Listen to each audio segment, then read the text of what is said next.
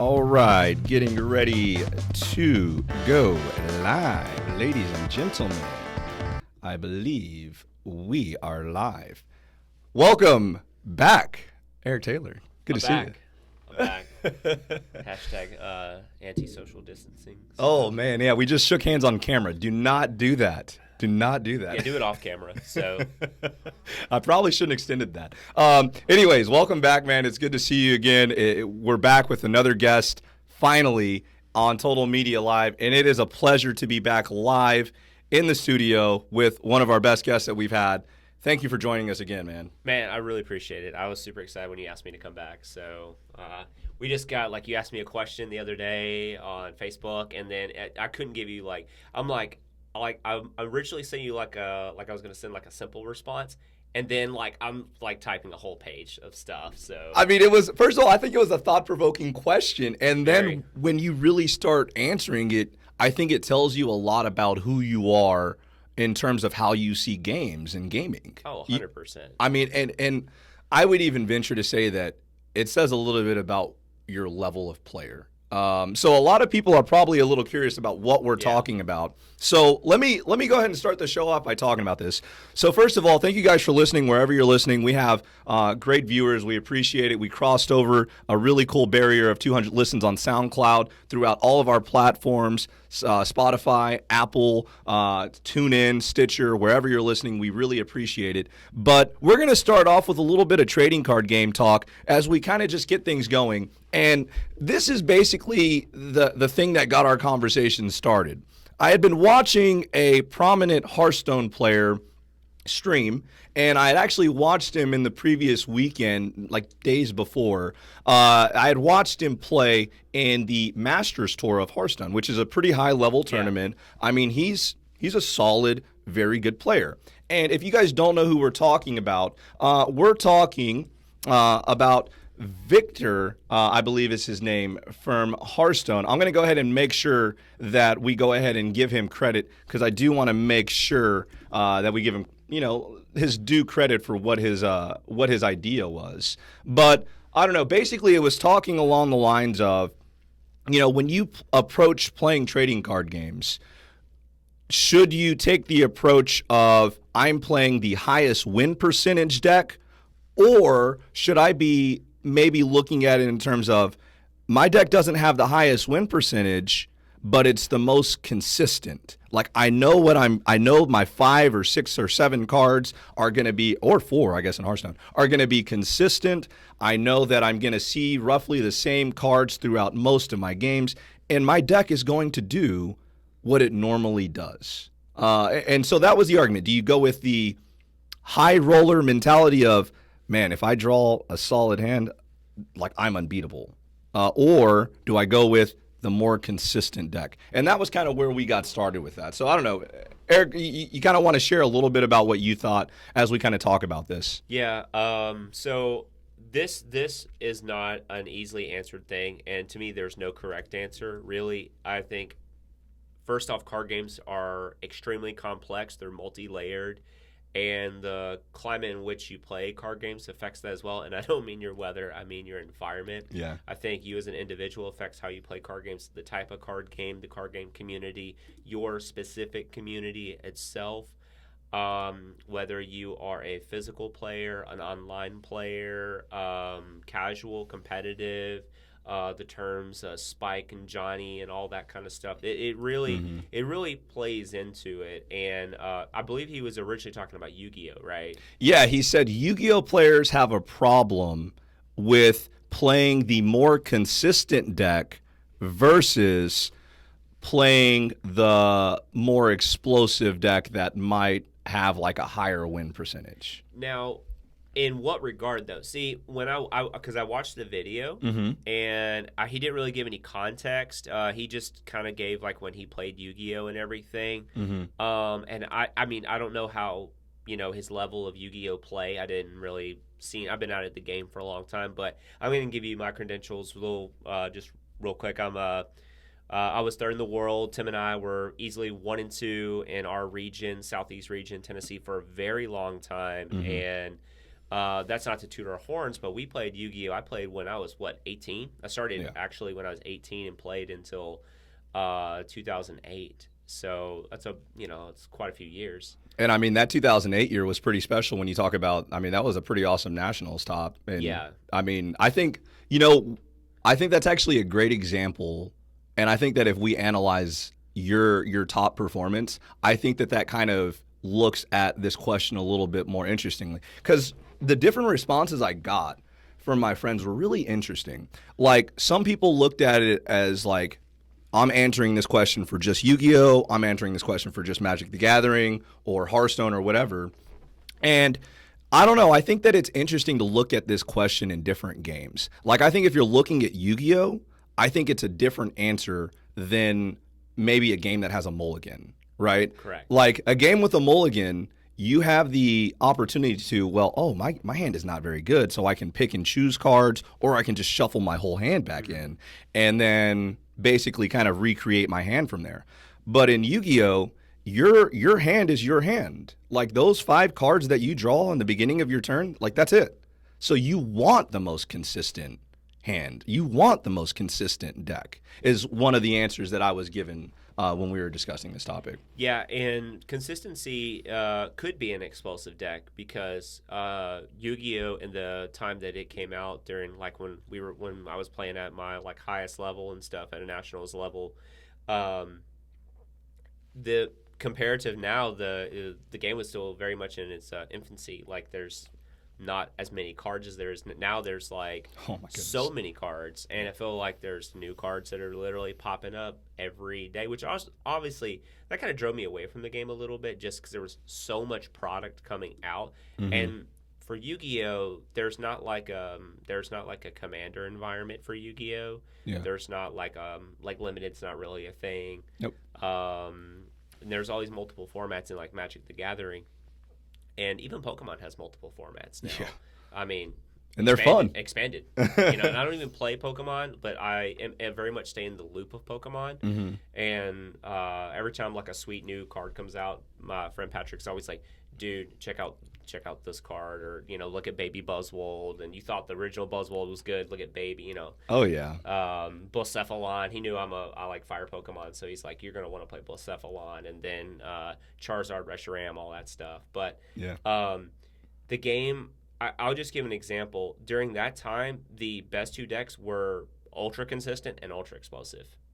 Yeah. So I don't He could be very much talking about his own personal experience and bias, which is totally fine because that's in his sphere of thing. But to just generalize the community as a whole, I think that's really a weak statement. Now, if he said during this time frame, this meta, this was the mentality, you have to look at the age groups that play Yu-Gi-Oh! I'm going to be 35 this year. We were playing when the show was on, when the original show was on. Yeah. And when GX and, you had characters that you loved and cared about because we were young adults, not even out of high school yet, some in middle school. And, you kind of follow the characters. I was famously known in our area for playing Fiends. Yep. Because I really enjoy the character Merrick. I thought he totally had the best deck. Yeah. Unless, because Blue Eyes wasn't good then. Yeah, Blue Eyes was This is before terrible. Blue Eyes ever even thought about winning Worlds. But right. But, you kind of follow those characters. And then with that, I go, okay, I'm going to play these cards that I really enjoy, but to a competitive level as best as I can, knowing that there's going to be sacrifices for not playing ultra powerful cards. And eventually, Yu-Gi-Oh's card pool grew big enough to where Vampire Lord was awesome, and I enjoyed it, and it's a card that you love the flavor of. And this is kind of coming from my Magic background. Magic cards you really love the flavor of. Oh, yeah. You can, especially. And then nothing feels better than getting a card that's really competitive, that's the best card in the game or top-tier card in the game, and you like the card, i.e. Dark Arm Dragon.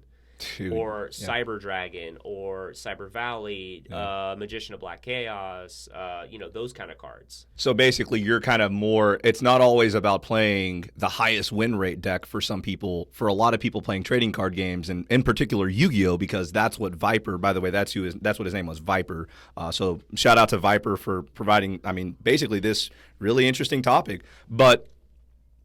Basically people are more willing to play cards that they like in some cases, or that they favor, or that they enjoy the nostalgia of, over the highest win rate card in some cases. Yeah, and I really think it comes from a different time. So Joey Wheeler, seriously, Joey Wheeler is like one of the best written characters in a long time. Like when you look at anime, people don't want to put Yu-Gi-Oh. People don't think of Yu-Gi-Oh in the sphere of like Naruto and like Bleach and One Piece, but first off, Yu-Gi-Oh's artwork was very consistent. It was extremely detailed. Imagine having to draw Yugi's hair every day.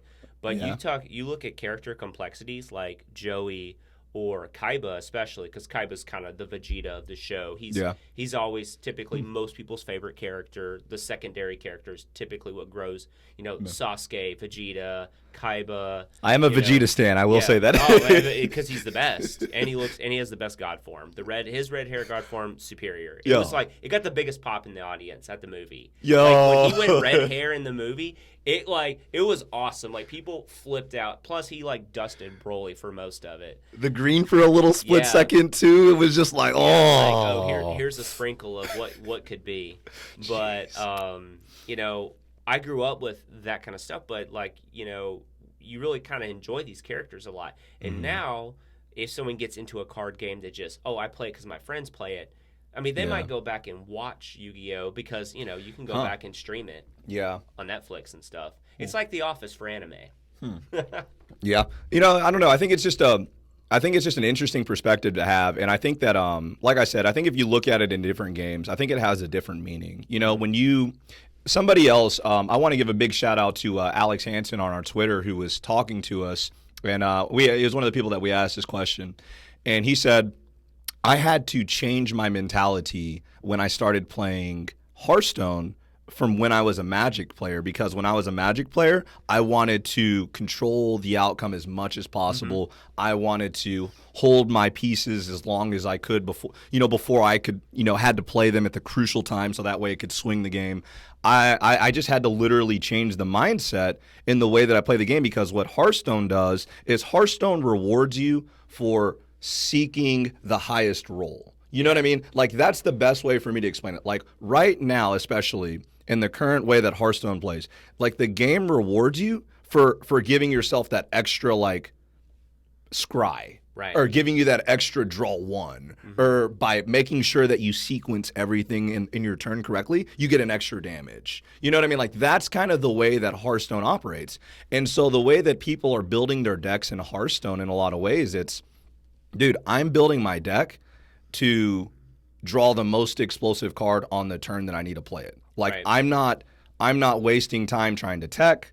I'm not wasting time trying to, beat one matchup. I am just going to play my 30 cards that are all explosive or help me combo, and that's it. And like I said, in Hearthstone, I think it's different. I think you can adopt that mindset, 30-card deck. Yeah. Mulligan. It's just, I don't know. It's a lot easier to combo off. Yeah, you get 30 in cards Hearthstone. and you mulligan. I mean, so, and for like Yu-Gi-Oh was in a pretty interesting format. When I played that Nationals, I got to run 3 Dads, 3 Solemn Jays, 3 Destiny Draws, Allure of Darkness, all that stuff. Crush card. But while I only had 1 Crush card, I still had a Crush card, a Trap Dust Shoot, and a Mind Crush. So that was 3 of one type of card. Yeah. So if you stop looking at them as individual cards and look at them as a functionality of what they do in the deck, and they serve multiple purposes. Like, I don't know how many times I've just tripped somebody up with a Mind Crush, or purposely missed with a Mind Crush to put a card that I needed in my graveyard, or just like someone plays a Dark Griff and they go to activate it, and in response, I Mind Crush them in Nationals, knowing that based on the game state, they have a premature burial in their hand. Yeah. And they just get mad and throw the cards, but that's a great story. Yeah. You can actually look up that. I wrote a tournament report on that, but it's completely different because that game was ultra consistent. Glad Beast was 3 of everything, ultra consistent, and explosive. You can't say like turn 2 in Geyseris guaranteed every single game isn't explosive, or I have access to Reinforcements of the Army, the E-Hero Search card, and Stratos. Well, I might only have one Stratos, but I have like essentially 5 copies of a Stratos in my hand. In my deck out of a 40-card deck. So you get the best of both worlds. And for the terms of consistency and explosive, well, Dad was not only ultra consistent, but it also could just OHKO you on turn 2. I mean, I won nationals to qualify, or I won regionals to qualify me for that nationals. My buddy, Blake was like, "Hey man, you need a third dad for your deck. Here you go." He just gave me his dad because he played Diamond Dude Turbo. And with an X2 record, so he did really well. By the way, Diamond Dude Turbo, I think that's a high roll deck. I think that's what we would classify as a FTK. Like I'm playing the highest, quote unquote, highest win rate deck. And it had a lot of like 3 ofs that card, Magical Stone Excavation, all that kind of stuff. But it still just was never that deck that was dominant, because when that deck fails, it's a terrible deck. And so let's pause on that for a second. I think this is exactly where the discussion of this topic would be perfect for Yu-Gi-Oh! Diamond Dude Turbo. And for those of y'all that are not familiar with Yu-Gi-Oh!, the best way to explain Diamond Dude Turbo is it was like an FTK / one-turn kill, or OHKO, as Eric mentioned earlier, kill deck that it focused on drawing combo pieces, like maybe 2-3 card combos in combination with others that would lead to explosive turns that one-shot your opponent. And there was a lot of different ways to do it. However, when you bricked, as in like you didn't draw the combo, a lot of the time you just lost. Yeah, your deck was pretty poor, which is why they always had to have like sideboard options, like running the Dark Arm Dragons and stuff in their sideboard. Because their deck goes, okay, I'm trying to basically steal game 1, and then if my opponent tries to hate me out on game 2, I figure they're going to bring some hate in, so I'm going to go into this deck. But ultimately, this deck is kind of a bad, and Magic does a great job of this. The best decks in Magic are decks that can play multiple roles at once, and those typically always traditionally in the world of Magic are the best decks. Outside of decks that are ultra hyper aggressive aggro decks that can't be punished in that format. So everybody always talks about like how like aggro is always typically the best deck in the beginning of the format in Magic. Well, that's not as true anymore. That's what people are going to lean to. But ultimately what happens is just especially with the adoption of Arena, people play more Magic now than ever. Like there's literally just thousands of Magic games going on every day. So the format gets solved. So I'll give an example. How the Dark Arm Dragon deck, how it relates to the Magic decks. The Dark Arm Dragon deck could play a control game, it could play a combo game, and it could just aggro you out. It had literally the best of both worlds. And like Glad Beasts, they had multiple purposes too. They could just attack you with their good 4-star monsters, because most of the decks didn't have like really good 4-star monsters because they wanted to run all the effect stuff. So they could do that, and then they had the combo aspect. But they didn't have like where they could do lots of things. But the one thing they really lacked was, did my opponent like turn 1 Rhoda into Stratos, into Disc Commander, into Destiny Draw, into Double Destiny Draw, into Malicious, DD Crow, your guy in your graveyard, Dark Arm Dragon, what's up? Yeah, I mean, it's explosive boom. That's game in a lot of cases. And that's consistent. Yeah. Like, that's consistent. But the best part about that deck was when things weren't matching up right, you had really good cards in your deck, like Solemn Judgment or Phoenix Wing Wind Blast, like easily for me one of my favorite trap card of all time, that could control the game and the elements of the game. And that's what made that deck really good. And that's what makes a lot of decks good. And yes, there are like ultra powerful decks that are super consistent. Just a couple of weeks ago when Arena dropped the new set Ikoria, there's this card called Garuda, and it's the new companion mechanic. And you get to basically, in standard, start with a commander.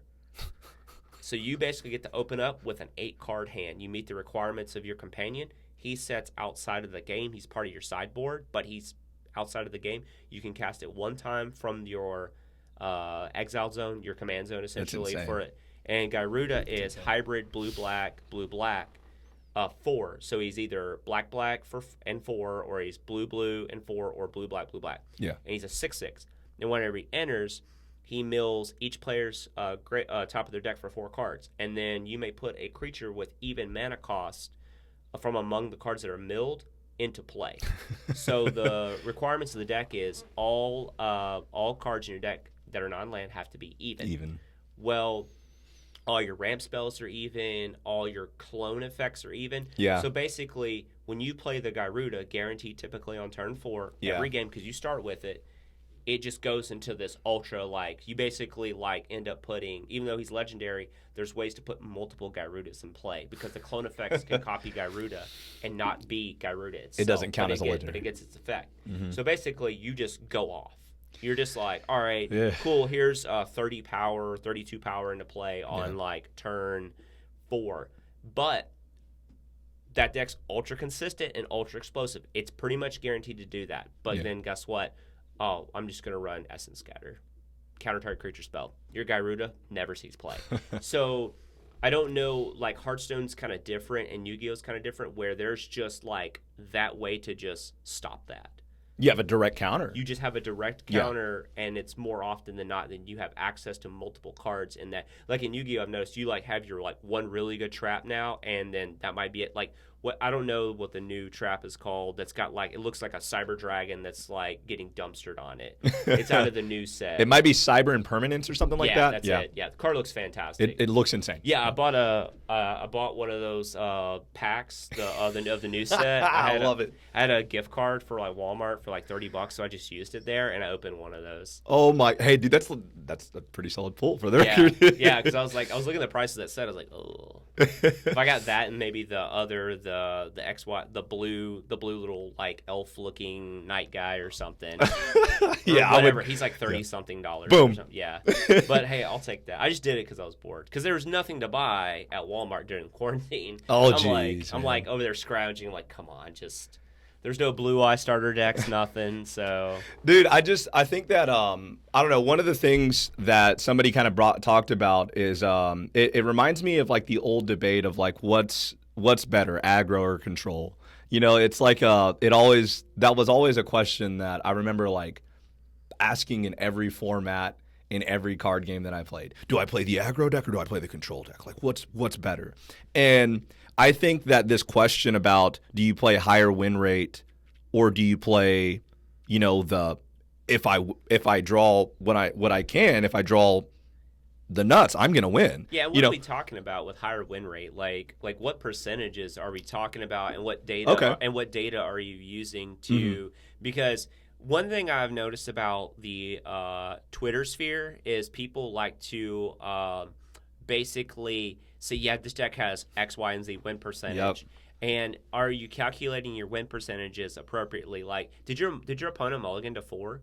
Like, yeah, you can't count that. Yeah, you got a win, but you don't count that towards the deck's performance. Yeah, that's actually a fair point. I think that well, what's interesting about Hearthstone, and I'll give Hearthstone a lot of credit for this. And by the way, I want to talk about Garuk a little bit more here in a second. But Hearthstone has a lot of data, because what happens is, for whatever reason, because it's always been online, people found a way to software code, like, deck trackers.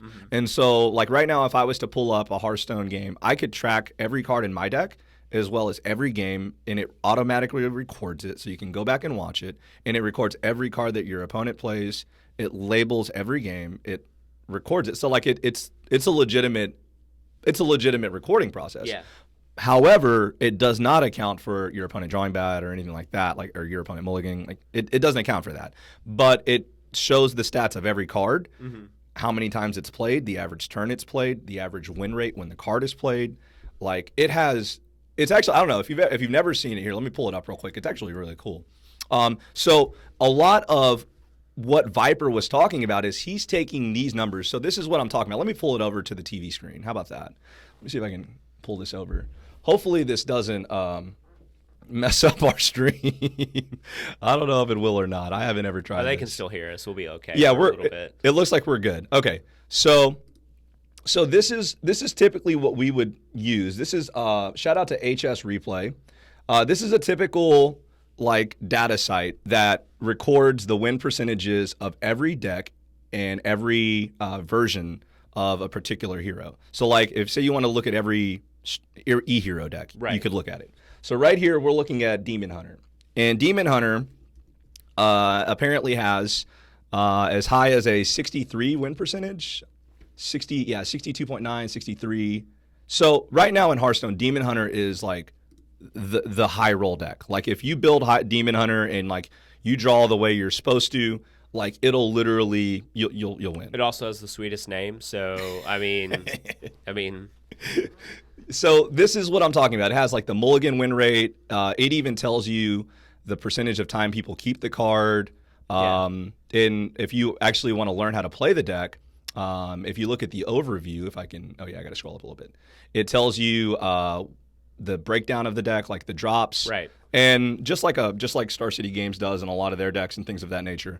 But like I said, there's a lot of data for this particular game, but we never had access to this in Yu-Gi-Oh. So I think like that's an interesting argument. If we had access to all the data like this when we were playing decks like Diamond Dude Turbo and we were playing decks like Glad Beast, would we have been like, yo, forget this, dude. No traps, Upstart Goblin.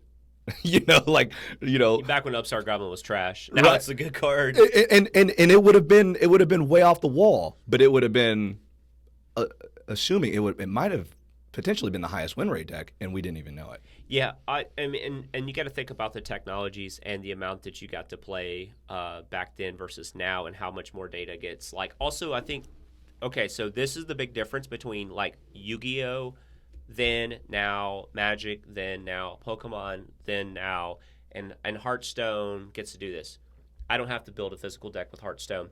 I don't have to go out and acquire the cards for Hearthstone, sleeve everything up, test it out, realize I hate my deck, unsleeve it, retweak it. I get to go click, click, click, change everything. And that's why every one of these other card games have changed. Yeah. Because you get also the opportunity to try kind of funner. More fun. Yeah, more. Yeah, here I'm using the word funner. Supposed to be educated. More fun ideas that you wouldn't want to necessarily test. Like in the tournament, you might test out your deck a little bit with your buddies before you played it in like a local or something like that. But you didn't always want to like risk losing because some people because now the mentality's changed. People are trying to get in more information now and learning about the process of gaming and the process of playing a game versus I have to win every single week. Because we touched up on that on the last podcast I was on about like what winning was for us as youngsters, give or take having lunch money for the week, being in high school. Yeah, you played the most consistent thing so you could win, so you could acquire more. Yeah. Versus now, I can just like, because I've noticed this with Arena. I built some wacky decks on Arena before I got my setup on Christian's account because he had every card basically, and I would be like just trying to spam these like high win rate like turn 3 win decks. And while on Arena in the beginning, people picked onto it. People was like, "Oh, dude, here's this Jun aggro deck that could just literally turn 3 21 you." That's insane. It was like 33-40% win, and it had like an okay plan B. But what happens is people adapt to that and they change because they know how to adapt to it. And then you simply go, "Oh, I don't want to play this deck anymore. Let me move on." Yeah. And that's it's ever changing. And I think too, I don't know what the Hearthstone community is like. Magic's not dogmatic in standard.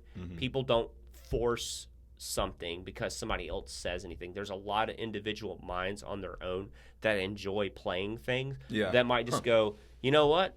Here's this world of multicolored cards. Man, mono red might just be the best deck. I'm gonna just build mono red and jam mono red, and then you just realize that you just you beat these decks like, 50+% of the time. And in Magic, if you have like 54-ish, 55 win percent, you have a great deck. Yeah. I mean, they ban cards that approach above that. Like when Modern Masters came out, which is a mistake of a set, you can't print modern power level cards that never entered standard, but we won't get into that. Yeah. There was a card called Hogak. Basically, you would put like, you could turn to put like 30 power into play in modern. That's insane. It was... You only have 20 health in Magic for reference. Yeah, and is ultra consistent. And it was like, oh, it didn't do it on turn 2. Okay, turn 3. And it was just such a powerful deck, and it was so consistent. And it's different when a deck is powerful, consistent, and explosive all wrapped into one. You know, so nobody's out there really like tracking data on Arena like that because they just don't have the for whatever reason. Wizards does, because that's how they determine what gets banned, because they can track everything. They actually, when they do their ban statements, they say this card was in X decks for this much percentage, and we're looking like, you know, the format's too homogenous, so we're going to remove this card from the format and suspend it, or whatever they call it now. And so that way it can freshen up the format. Yeah.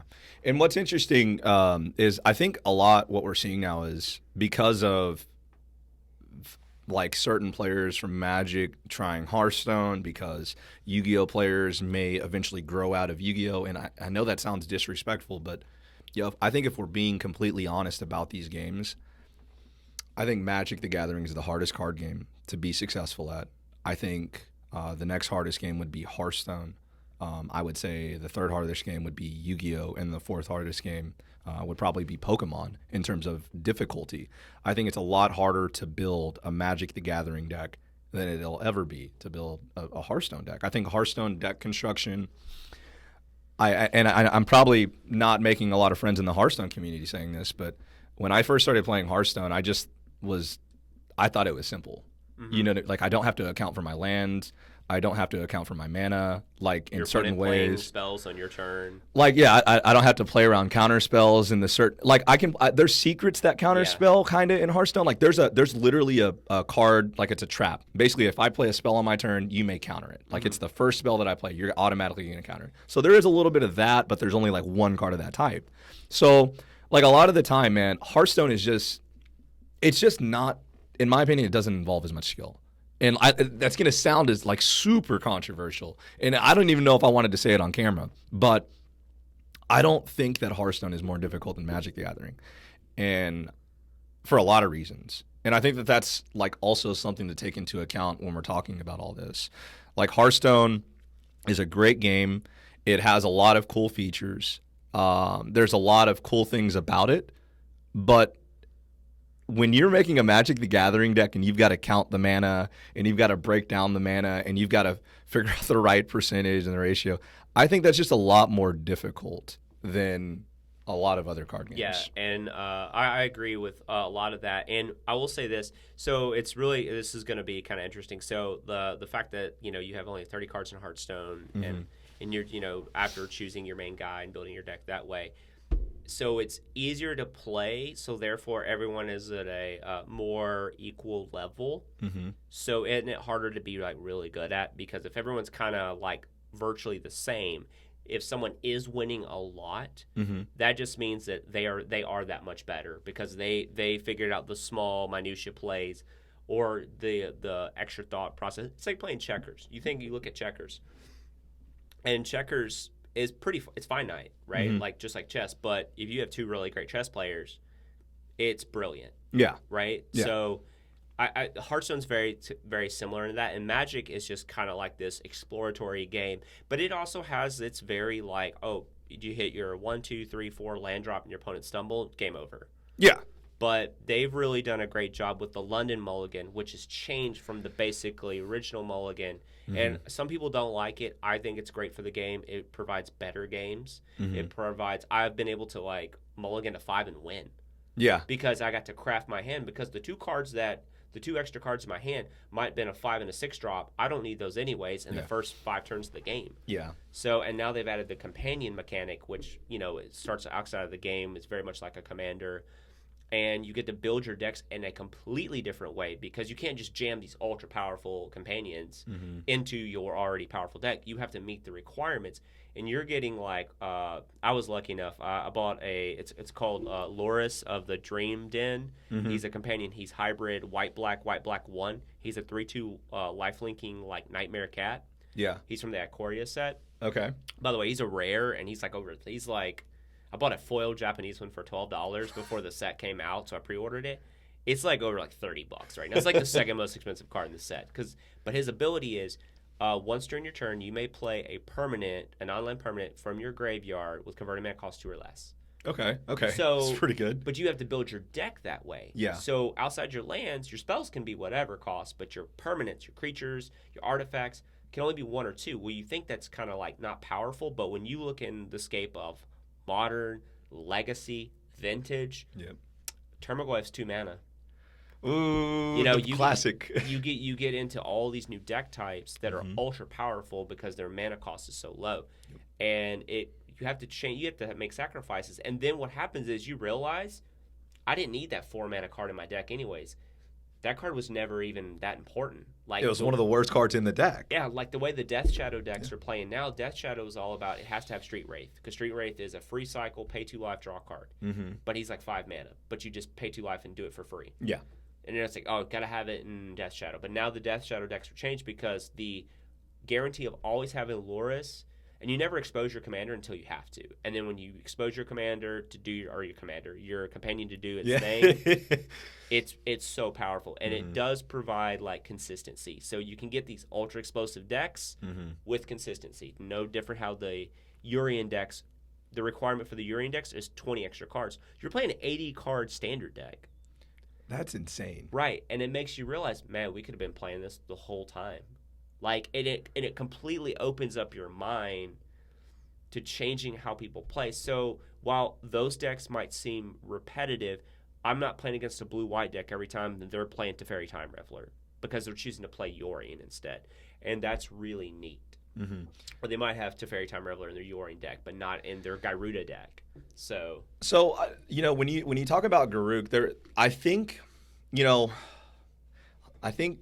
not only are players similar in becoming a lot more like, I think a lot of card games players are using data now. I think 100%. Like that's just like when you look at Yu-Gi-Oh breakdowns, dude, it's insane. Like you'll see a top 36 breakdown and it'll percentage pie chart every single deck that was played. So you'll know like this percentage of this deck, this percentage of this deck. And it's like that for every like online tournament. So like the amount of data for every card game now, I think people are making decisions based on data that we never had before. And that's making every card game kind of like, I'm not going to say look the same, but a lot of people are figuring out to use principles from one game in another. Yeah. And the reason why I bring that up is I think card developers are also doing that. When you talk about Garruk, it's really interesting because last year in Hearthstone, before I started playing, that's all everybody talked about, odds and evens. Yeah. It was how people were building their decks around, it was a 30-card deck, so imagine that, small deck, and all your cards were even or odds. And you got an extreme bonus on your every, basically your hero power, the thing you can use every turn. You got a basic upgrade on that for the rest of the game, but the only trade-off was you could only play evens or odds. And it ruled the format so much it ended up just getting immediately Hall of Famed, which is basically Hearthstone's like Banhammer. Yeah. So first of all, I don't know what Garruk exactly does, but I would be playing it in Magic. yeah, Garuda's pretty powerful, and what's going to happen with Garuda is people are going to realize, okay, I don't have to play this ultra all-in like strategy. I can just have the combo pieces, and then I can also have the deck just be a good deck on its own. Because counters, but you can still play counter spells in your deck, and they can just be 2 or 4 mana, and they can just be, pretty good, solid stopgaps. Yeah. So once you figure that out, and that's what I was saying earlier, is that the best decks are typically decks that play multiple roles. And they can do lots of things outside of, okay, this format can't handle this situation. Yeah. And so whatever hyper explosive, it doesn't have to be an aggro deck. And in terms of aggro and control, most of that kind of stuff has, I won't say dissipated, but like just because I'm a red creature based deck, I look like an aggro deck. But if I have my removal spells, I can simply just take over the game as a control deck based on the matchup. And it's the classic theory of Magic is who's the beatdown. So even if you're a control or aggro or combo deck, your deck has probably somewhere the ability to pivot to be one or the other in that particular game situation, in that like that microcycle of what you're doing. And that's what leads us to what I think is the ultimate main idea of this whole discussion is it's not about what play style you are, right? It's not about, I'm an aggro player. I always, it's that is not the answer. No, I think good players can play anything. You might have a preference. Yeah. But, I never thought I would really enjoy playing like mid-rangey, Dirtlebug, value decks because I always like playing like guy on one, guy on two, put the pressure on my opponent, make them react to me, and then have like some surprise card to control the game. But in reality, like sometimes I kind of like letting my opponent just do their thing, mitigate what they're doing, and then eventually just take over the game. Or, even back in the day when I was younger, I played control decks. Yeah. Like true permission control decks like Psychotog. So yeah, I mean, but it just I think the answer to what we're talking about are of like, do you build your deck to high roll or do you build your deck to like, be the most consistent? I think the ultimate answer is it's not about the way you build your deck. You build your deck to be the best it can in the current time, and it's about when you play. And when you play, you have to decide, hey, right now, I can't win the game. The only way I win the game is by making this crazy off-the-wall play, and I need to get lucky.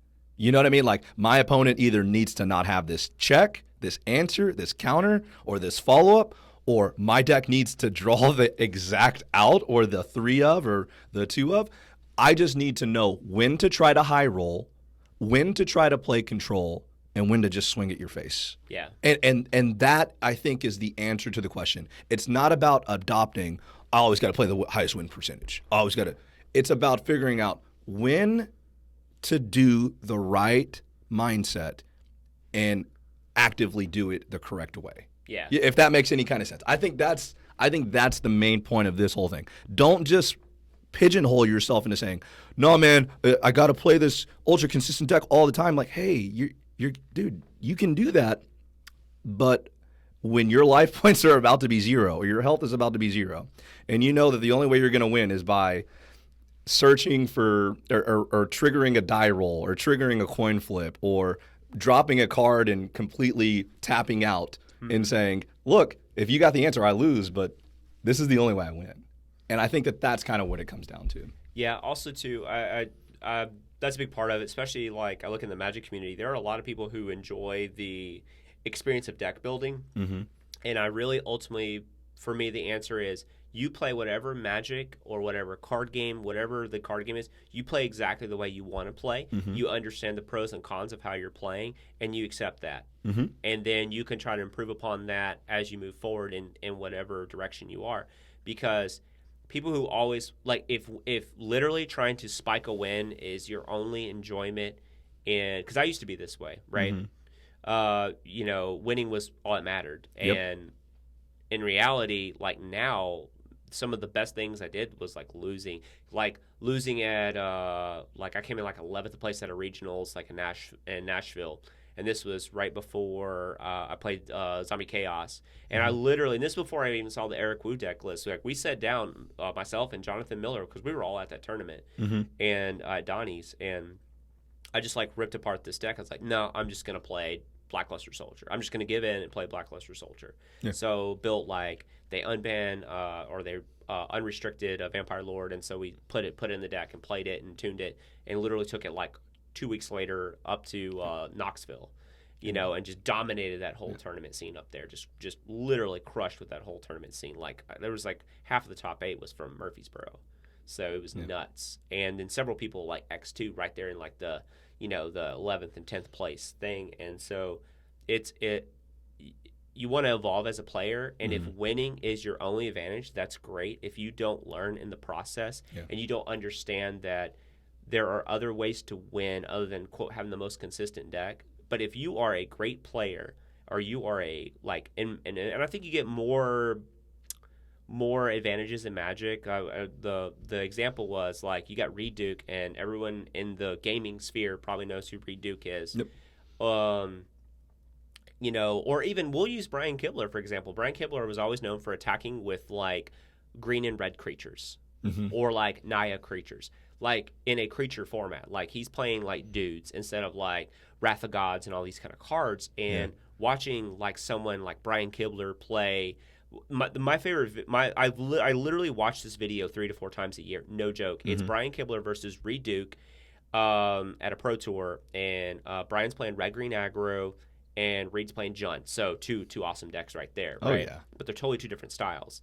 And it looks like Reed is just going to ultimately control the game. And the way like Brian plays is he plays to his outs, and he basically puts pressure on Reed as the control mid-range player to deal with his threats. Yep. And he just basically trusted his deck and said, my deck is built to deliver threats. I'm just gonna put a threat on the field every single time and like hold the card in my hand, which was like Gorkline Rampager when I needed it. Yep. And like That's great play, man. think about this. Brian Kibler is a Hall of Fame Magic player. He chose to play a certain style of deck, and that's not to say he didn't deviate from time to time, but he played a certain style of Magic deck Yeah. his career, and he's a Hall of Famer. So he did it by playing dudes, attacking with dudes. Let me say this because I've been watching a ton of Kibler. I'll confess I watch a lot of Brian Kibler on Twitch. I watch him play Hearthstone. He streams like every day during the week, and so I listen to him talk. You know, that's the one thing that I feel like, you know, you mentioned something about in the last podcast. As a kid, I was able to take your ideas and like mold them into the way that I saw that I could use them.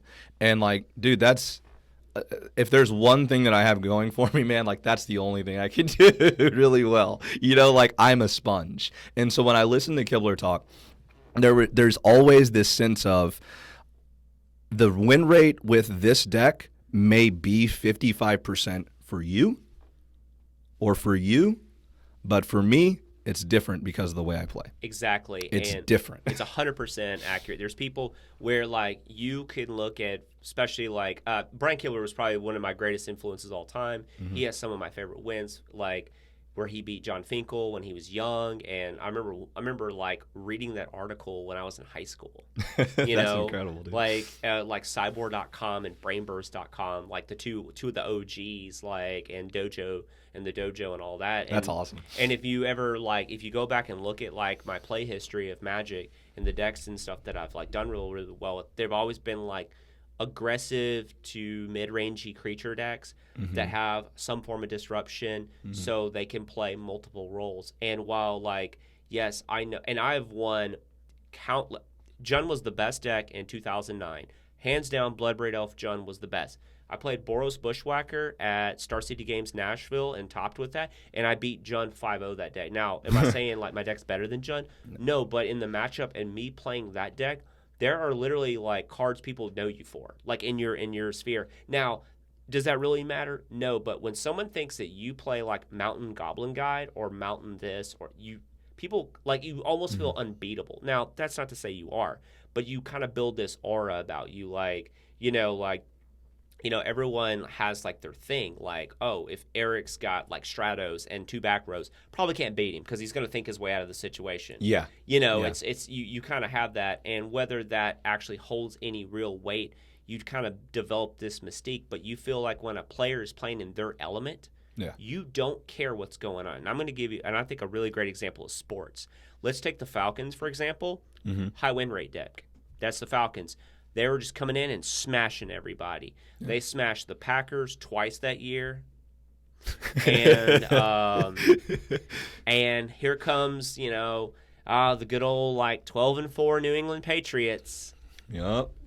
The consistent 55 win % deck versus, like, the 60+ ultra explosive Falcons, the spike deck. And then what happened is the Falcons combo faltered.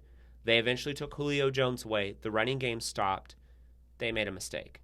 Yeah. And then what happened time and time again? The good old mid-range of Gronk, or that was actually a no Gronk Super Bowl, but to Edelman. Yeah. To Edelman, to the proven things that work over and over, that the incremental value plays. And that's really what the New England Patriots are. They morphed over time from being like this, hey, I'm this ultra explosive, like, I'm going to put 40 points on you. And that's not to say they can't do it. Because you take any creature-based deck in Magic and you don't play well against it, or you miss your drops, or you don't counterspell the right card, or you don't have it, you get steamrolled, right? And that's anything. Yeah. But they were the best mid-range team forever.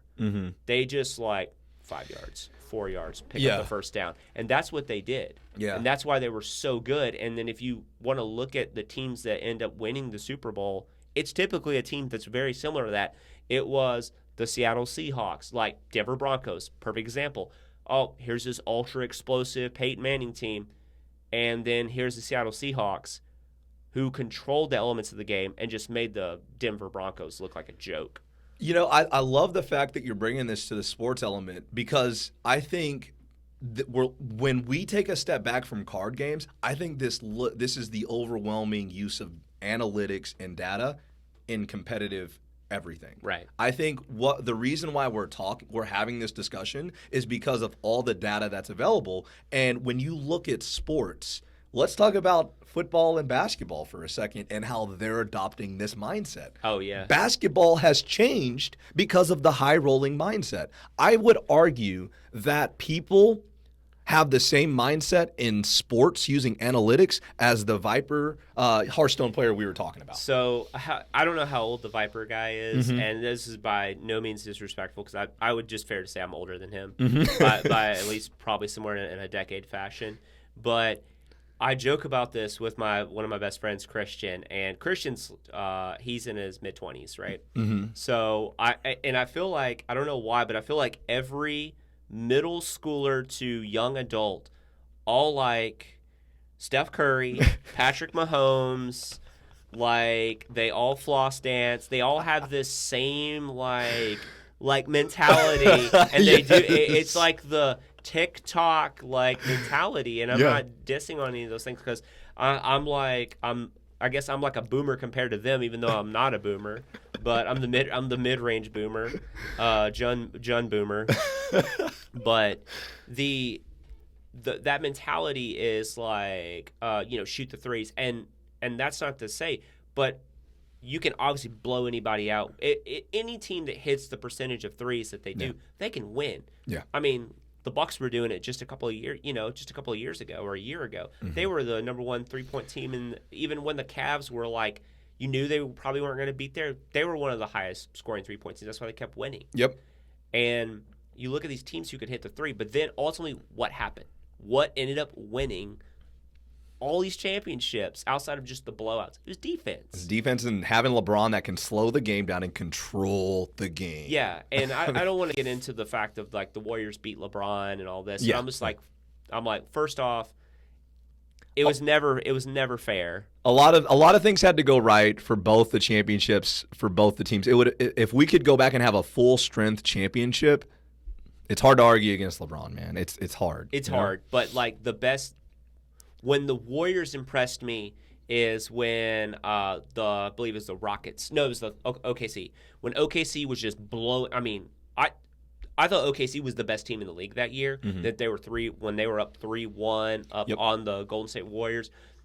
Steph Curry did not want any piece of Russell Westbrook. That was like, I mean, he was just unbeatable. Like, he was just so good. Yeah. But then, obviously, what does Russ do? He turns back into Russell Westbrook. And then, Kevin Durant, the greatest shooter of all time, mysteriously went cold and joined the Golden State Warriors next year. But, I won't say that was a thing. But the Warriors withstood it. Clay got hot, and then they started controlling the game. And obviously, Clay had to have like one of the greatest performances of all time. It broke the record and all that stuff. But the Golden State Warriors, while they could just beat you at any point in time, they were a really great defensive team. Oh yeah, Clay, top two in the league at what he lock did. you down, man. Lock you down. You had Iguodala. You had Draymond Green. But when that team was rolling, they were a great defensive team, and that allowed Steph to do what Steph did, and then Clay fed off that, and their bench was ultra deep at that time. And again, while some people look at, if you want to reference that into like gaming, you're like, oh, that's an aggro deck. No. That's an aggro. That's a tempo deck in disguise. Yeah. And then you go back and look at Jordan's Bulls, any of his Bulls teams that were a championship team. Yeah, the last dance going on right now. Yeah. Oh, so good. But Jordan could just, shoot you out the door. But then they had Scotty and Jordan on their team who could just lock you down. And Rodman and Longley and Ron Harper. Yeah. Look at the Shaq Kobe Lakers. 2 guys that can go give you 40. Yeah. But 2 Kobe's one of the greatest defensive players of all time. Shaq, the most dominant force within a certain stretch of all time. You look at those players, and then you obviously have your role pieces. And I don't want to get too much into deck building, but I will say this: like when I build Magic decks, I think about sports teams. Like I always think I want my deck to be the New England Patriots, the best Lakers team, the Chicago Bulls. I want it to be the top tier Miami Heat team that won the 2 titles. Like we can blow you out the gate, or we can control the game, and we have where we're just never out of it. That's to me the best decks. Now, do those decks always win? No, but if you look at it, ultimately those decks provide the most consistency over time because they have the ability to pivot. Yeah. And I don't know if that's true for every card game, but at least for Magic and Yu-Gi-Oh, it provided to be true. And the mindset of like players, it's like who cares what another player's mindset is? What another player thinks and what they do personally for themselves and how they play a game is none of your business. I always like to tell people that person's opinion about you, it's none of your business. That's their personal feeling for themselves. Now, you don't have to agree with it. Totally fine. You have your own personal thing. They could literally think the opposite about you and just think you're toxic to the environment because all you care about is win. And Magic and Hearthstone are kind of in this mentality of like, I don't know what it's called for Hearthstone, but it's called Magic's for all the ladder. When you want to build up your rank, when you want to go from like bronze, silver, platinum, and all that stuff, whatever. Similar thing in Hearthstone. Right. So people are going to play the decks that take advantage of that particular ladder spot. And then when they get up into the top ranked tier decks, it flips and changes. Yeah. That's not how it works in real paper gaming. You don't get to sit there and spam mono red and then go midway through the tournament like, all right, now I want to switch to the deck that beats mono red. That doesn't work that way. Hey, okay, let me ask you a question. Hearthstone has a conquest format. I don't know if you know what this is, but let's just pretend that the format is you bring 4 decks, 4 different decks. Okay. And your opponent brings 4 decks. The first winner is the winner with 3 different decks. You cannot win with the same deck more than once. And once you win with the deck, it's gone. And last part, your opponent gets to ban 1. This is the format that Hearthstone uses to determine their Masters Tour winners in a lot of ways. It's called Conquest. And like I said, it's really interesting because you're like making a huge point about, dude, in the ladder, if you're trying to climb the ladder, you're right. When I get close to Legend, or when I get close to like, I don't know what the highest level is in Arena. I know for Hearthstone it's Legend. But the decks that you play, Mythic. and when the decks that you play when you get to Mythic are vaster, or Legend are sometimes different than the decks that you played right the level before Mythic. Because everybody's tryharding, everybody's playing like a certain deck, or they're playing the counter to that deck. But once you get to Legend or Mythic, when you can no longer go down, now everybody's got like their home brews, and there might be like really, really good home brews. You don't really know the meta necessarily because there's not just one deck. Yeah, and I think that is contingent on paper versus like digital. Again, you can do all these things in the digital platform that you can't do in paper.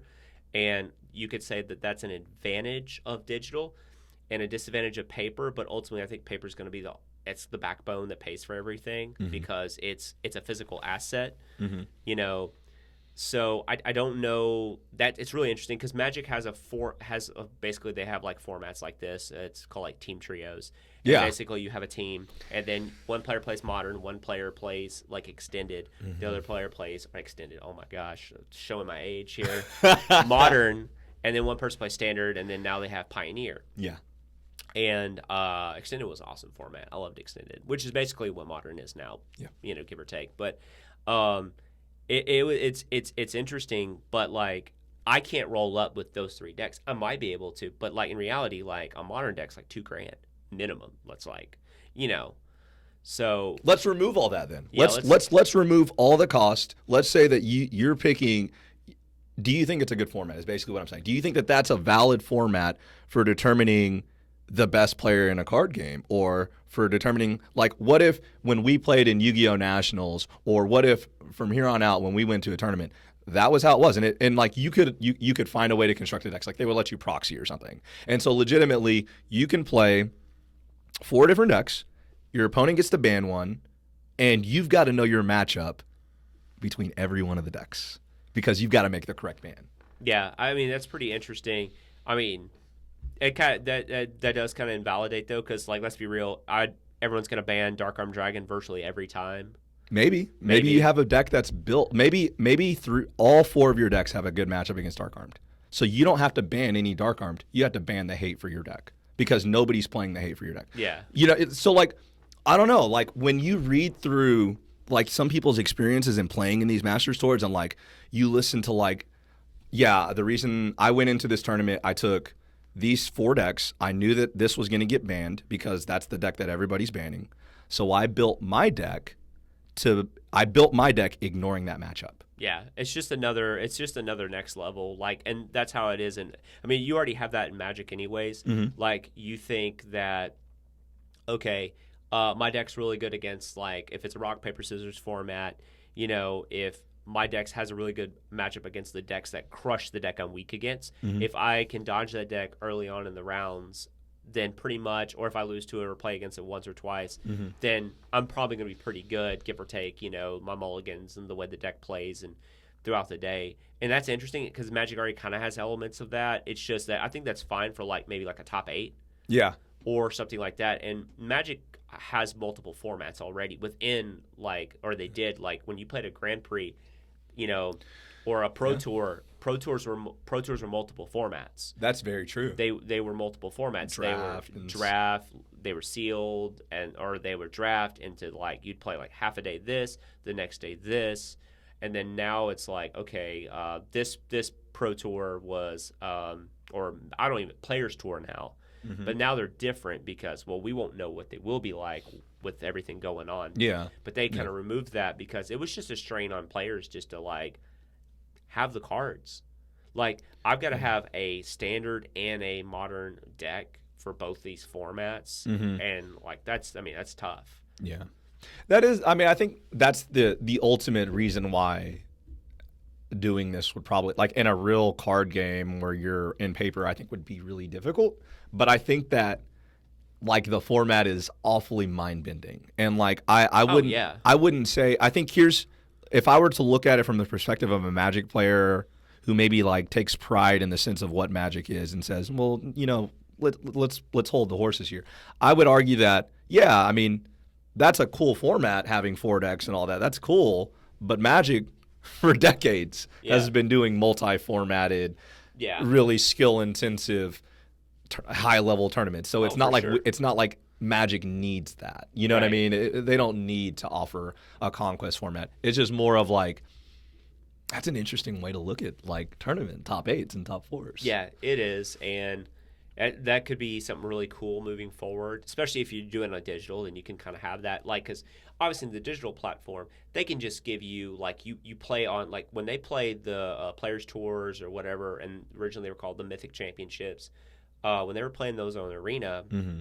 they obviously gave them their proxy account that had, like, unlimited, had everything already stocked in it. Yeah. You can do that. Yeah. And then obviously they don't have access to that later on, but for that tournament they do. So they can just build and play whatever they want and based on their deck list that they submit. Mm-hmm. It's just that it's hard to introduce something new to Magic that doesn't cause Twitter outrage. And I really wish Wizards would stop allowing Twitter to, and I'm not saying that they internally believe this, externally. They allow the Twitter outrage to, like, kind of influence, because Twitter has, like, this subculture of people that just, they disgust me. They're literally, I don't care what they're like in real life. If you want to say, oh, I'm different in real life, then don't be that way on Twitter. Twitter is it like, I follow Twitter for news, sports, and, you know, cool things that I'm interested in. That's what it's for. Exactly. You know, but people just want to complain about stuff. And I'm not even talking about political stuff, agenda stuff, but they think everything has to be negative. Like, this new companion mechanic. Everyone's like, oh God, Lurrus is in 50% of the decks in Modern. Oh, this is so terrible. And I'm just like, is it though? Because all the decks are different. Yeah, like you may have that, but there's variety in the rest of the cards. You know, and people can make their arguments of whether it's good, bad, or not for the game. And I'm just like, well, are you buying stuff? Are you playing the game? Then it's probably good for the game. Like, you know, yeah, right? Like, you know, you're still playing with it. You're still buying the new product. And I understand it's like one thing when you create a card like Oko, that is just like, how did you really miss Oko? And all the blue, green, or 3-mana planeswalkers in the past like year. That's one thing, but maybe that's what they want to do. Maybe they're like, we're okay with having this ultra powerful format, and we're okay with banning cards.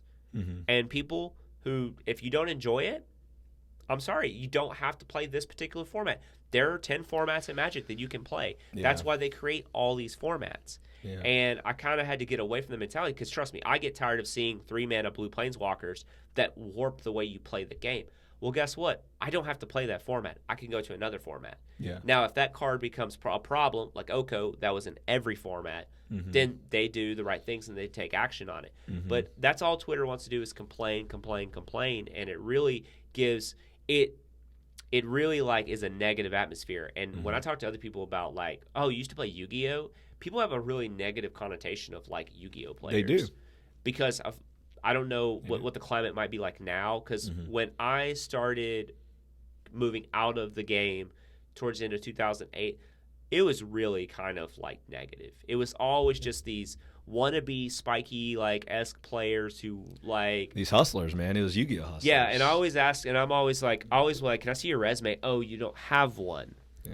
Yeah, I know, and I still hear I'll randomly run into or talk to these people who still play Yu-Gi-Oh from back in the day, and they want to tell me about, yeah, dude, I top for nationals. Like, I'm like, cool, man. So like, what'd you like? You top 4 to regionals? Like, no, dude, you just have to like top 32 an event. And I'm like, well, then I've basically qualified for every tournament ever for the history of my gaming life. So right, if everyone needs a trophy now, you know, that's the thing, man. Like. I remember back in my day, you know, that boomer status, right? Boomer status, boomer mid range. That's such a great term. When I definitely think back of like the toxicity of Yu-Gi-Oh players, that's the only thing that I remember as being toxic. Is like you would have like little I don't want to use this word because this isn't like any form of racial, but it was like little thugs, right? Like I don't want people to think that it was like this weird like group of people like. I always saw it as like hustlers. Like they're like used car salesmen. They're always trying to like sell you something that maybe wasn't that good, or they're trying to like get the advantage, the +1. You know, they're always trying to like plus off of you, and you're just like, dude, I'm just trying to enjoy the card game, or I'm just trying to like make a fair trade to like acquire the cards that I need to play my deck. Yeah, you need this $30 card. I need your $30 card. They're exactly the same. They're both ultra rare. Let's swap them out. Yeah, don't try to swindle me and get me to throw stuff in just because of who I am, or like because you know that you see my binder, or like you're trying to get the +1. Like I think that was where the negativity started. That and Yu-Gi-Oh is so expensive because people think Magic's expensive. A standard Yu-Gi-Oh deck was like a modern Magic deck. It was like, I mean, 3 dads, $300 a piece. It's $1,000+ to be competitive in that for format. 3 cards. Yeah. By the way, we're not talking about Crush card. $400 card at some points. Yeah, you know? I mean, we're not talking about that and all those other expensive cards. Solemn Judgment, before it ever got reprinted, it was a 3 of. It was just so expensive, and there was so much like hustling, but people would legitimately try to steal. And Magic has a problem with that, but it's not as apparent. Like it happens, but you don't hear about it as much because it's such a larger card game. But like in Yu-Gi-Oh, man, it was just, you hear it all the time. I mean, I've had cards stolen from me before. Yeah. You know. Yes. Same. But it's, you know, and it really kind of rubbed me the wrong way. And people didn't want to like grow and think for themselves. They just were like, oh, why aren't you playing Six Samurais? It's the best deck. And I'm like, because A, I don't enjoy Six Samurais. Yeah. B, I don't think it's the best deck. And C, it's not what I want to play. I want to keep playing this deck that I keep winning every local with. Why would I change this? If I'm going to keep winning a local with the deck that I enjoy, then why would I stop? If it or the play experience of that deck, and that's ultimately what everyone should do is play what you want to play and enjoy it. Just understand the pros and cons of what you play. Understand that your homebrew may not always beat out this really top tier deck that people are grinding away, but you also might be building the homebrew that people pick up on, because I don't know if people understand this or not, but every deck starts off as a homebrew. Yeah. Everything starts off true. out of your mind. Like when people are like, oh, this deck's a net deck, or this deck's, but you could build, quote, the rogue deck, but if the rogue deck becomes part of the format, it's no longer the rogue deck. Yeah. Yeah, it's no longer rogue when it's like a percentage in the format. Yeah, when it becomes part of the format, like, and it's the deck that actually ultimately like kind of shifts in and takes over. Like blue-white control was really big a few months ago in Magic, and everyone's like, oh, this deck's unbeatable. The format was like fires, mono red, this, and like it was like a 5-deck format. And then people were like, oh, I'm just going to build this team or clover deck, and basically, for people who don't know what it is, basically they play this artifact in their deck. It's 2 mana, so it gets under all the control counterspell stuff, and it lets you copy every time you cast an adventure card for free. So basically, everything you play is a +1. And then when the adventure cards get cast, they go to your exiled zone, and then you get to play the creature side of them. And they're all just good cards. Like, you got cards like Bone Crusher Giant, Brazen Borrower, and you're in some of the best colors in Magic in blue and green.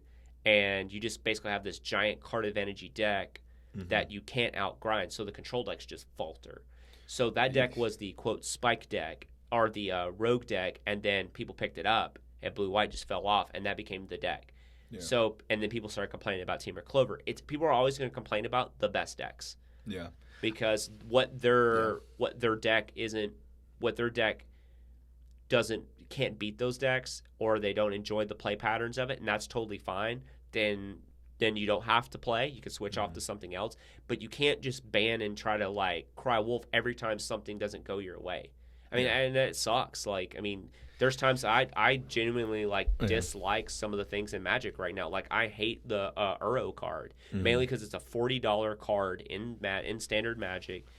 It's in blue-green. It's already the 2 best colors in the game, and it does so many things for 3 mana, and you can't really get rid of it outside of sideboarding for it. It just keeps coming back out of the graveyard. It's 3 mana, 6/6. When it enters play, you gain 3 life, draw a card, and put a land from your hand into play. Then it'll go to your graveyard. But then it has this ability for escape for 4 mana. You can put it back into play, essentially. So you just rinse and repeat this card over and over. So you're already in the best 2 colors that generate card advantage. That's insane. Yeah. So it's like this perpetual cycle. So it's really irritating to play against, especially like if I'm like playing an aggro deck and I'm trying to like push my opponent, and I can beat the first one, but the second one I can't, because it just keeps coming back, and there's no counter to that. Yeah. That's different versus like, like, okay, well, then I just will either play something completely different that doesn't falter to Uro. Like, I can't just pigeonhole myself to this aggro player forever. Like, I've got to be able to shift and pivot and do different things. Or just suck it up and know, okay, if they Uro me 3 times, I probably can't win. I can beat the first 2. Yeah. And that's kind of what we were talking about earlier, about being able to be flexible with whatever's going on. Sometimes you got to know when to be aggro. Sometimes you got to know when to be control. Just like in sports. When to push the pace, when to withstand your opponent, because, I watch games and, maybe when I was younger, I'm like, oh, they're up 20 points. This other team can't win. Now it's like 20 points. What's that? How much time is left? Yeah, how much time is left? That's what I think as a coach. I'm not going to lie to you. Yeah, like, how much time is left? Like, I mean, again, I like to harken back to what the Patriots did. And a lot of their big signature wins in, like, playoffs games where they were, like, down. They were always down, like, double digits. I mean, they were down 14 points to the Ravens. And they're just like, okay, we're going to get a stop. We'll get the ball. We'll go down and score. If we get another stop and we can go down and score, kick a field goal, we're right back in the game. Yeah. So 2 touchdowns in football with at least a quarter. If you have a half a quarter left, you have a shot. Yeah. And a lot of good teams, I wouldn't say they like put themselves in that position, but they know that they can do that. Honestly, man, in coaching for the past few years, and really at the highest level in public schools, and playing the teams that have won state, and like being right there on the fence of like winning a ring, and hosting a fucking gold ball, man. Like that is huge. You know what I mean? Like that's one of the things that I would love to be able to do, just from like the competitor standpoint. Right. But like, dude, when you talk about what it takes to be good and to win a championship and everything. Those moments where you're down 14 points or you're down 3 touchdowns, 35-3 or 35-10 or whatever the margin is, whatever misplay you have made, whatever card you didn't draw, whatever bad thing happened the round before, it doesn't matter. What matters is the next play, the next turn, what you're doing right now. And that mindset is what champions are made of, dude. And I think that's we're starting a new series, and it's going to be based off of what Viper said, just to kind of harpen back to that. But we're starting a new series on our YouTube channel called The Mind of a Champion. And the whole thing of it is being a champion and being a competitor at everything. And what that means is it doesn't matter the score. It doesn't matter what the situation is. Try to be the most best version of yourself at that time. Make the best play you can. Put yourself in the best position, and never dwell on the previous play. And I think that when you do that, I think that makes you the best version of yourself.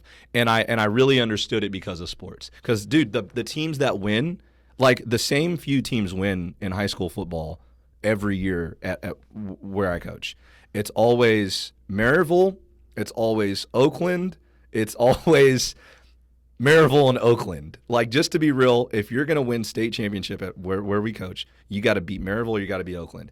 And the thing is, you can be up 35-7 against Maryville, and they have this mindset. This is what's so creepy, Eric. I don't know if you know this about like high school football, because like it's a really weird thing. But Maryville High School has won like 15 state championships. They don't have D1 talent. Like they have maybe 1 or 2 kids that ever go to like University of Tennessee or like go to big time.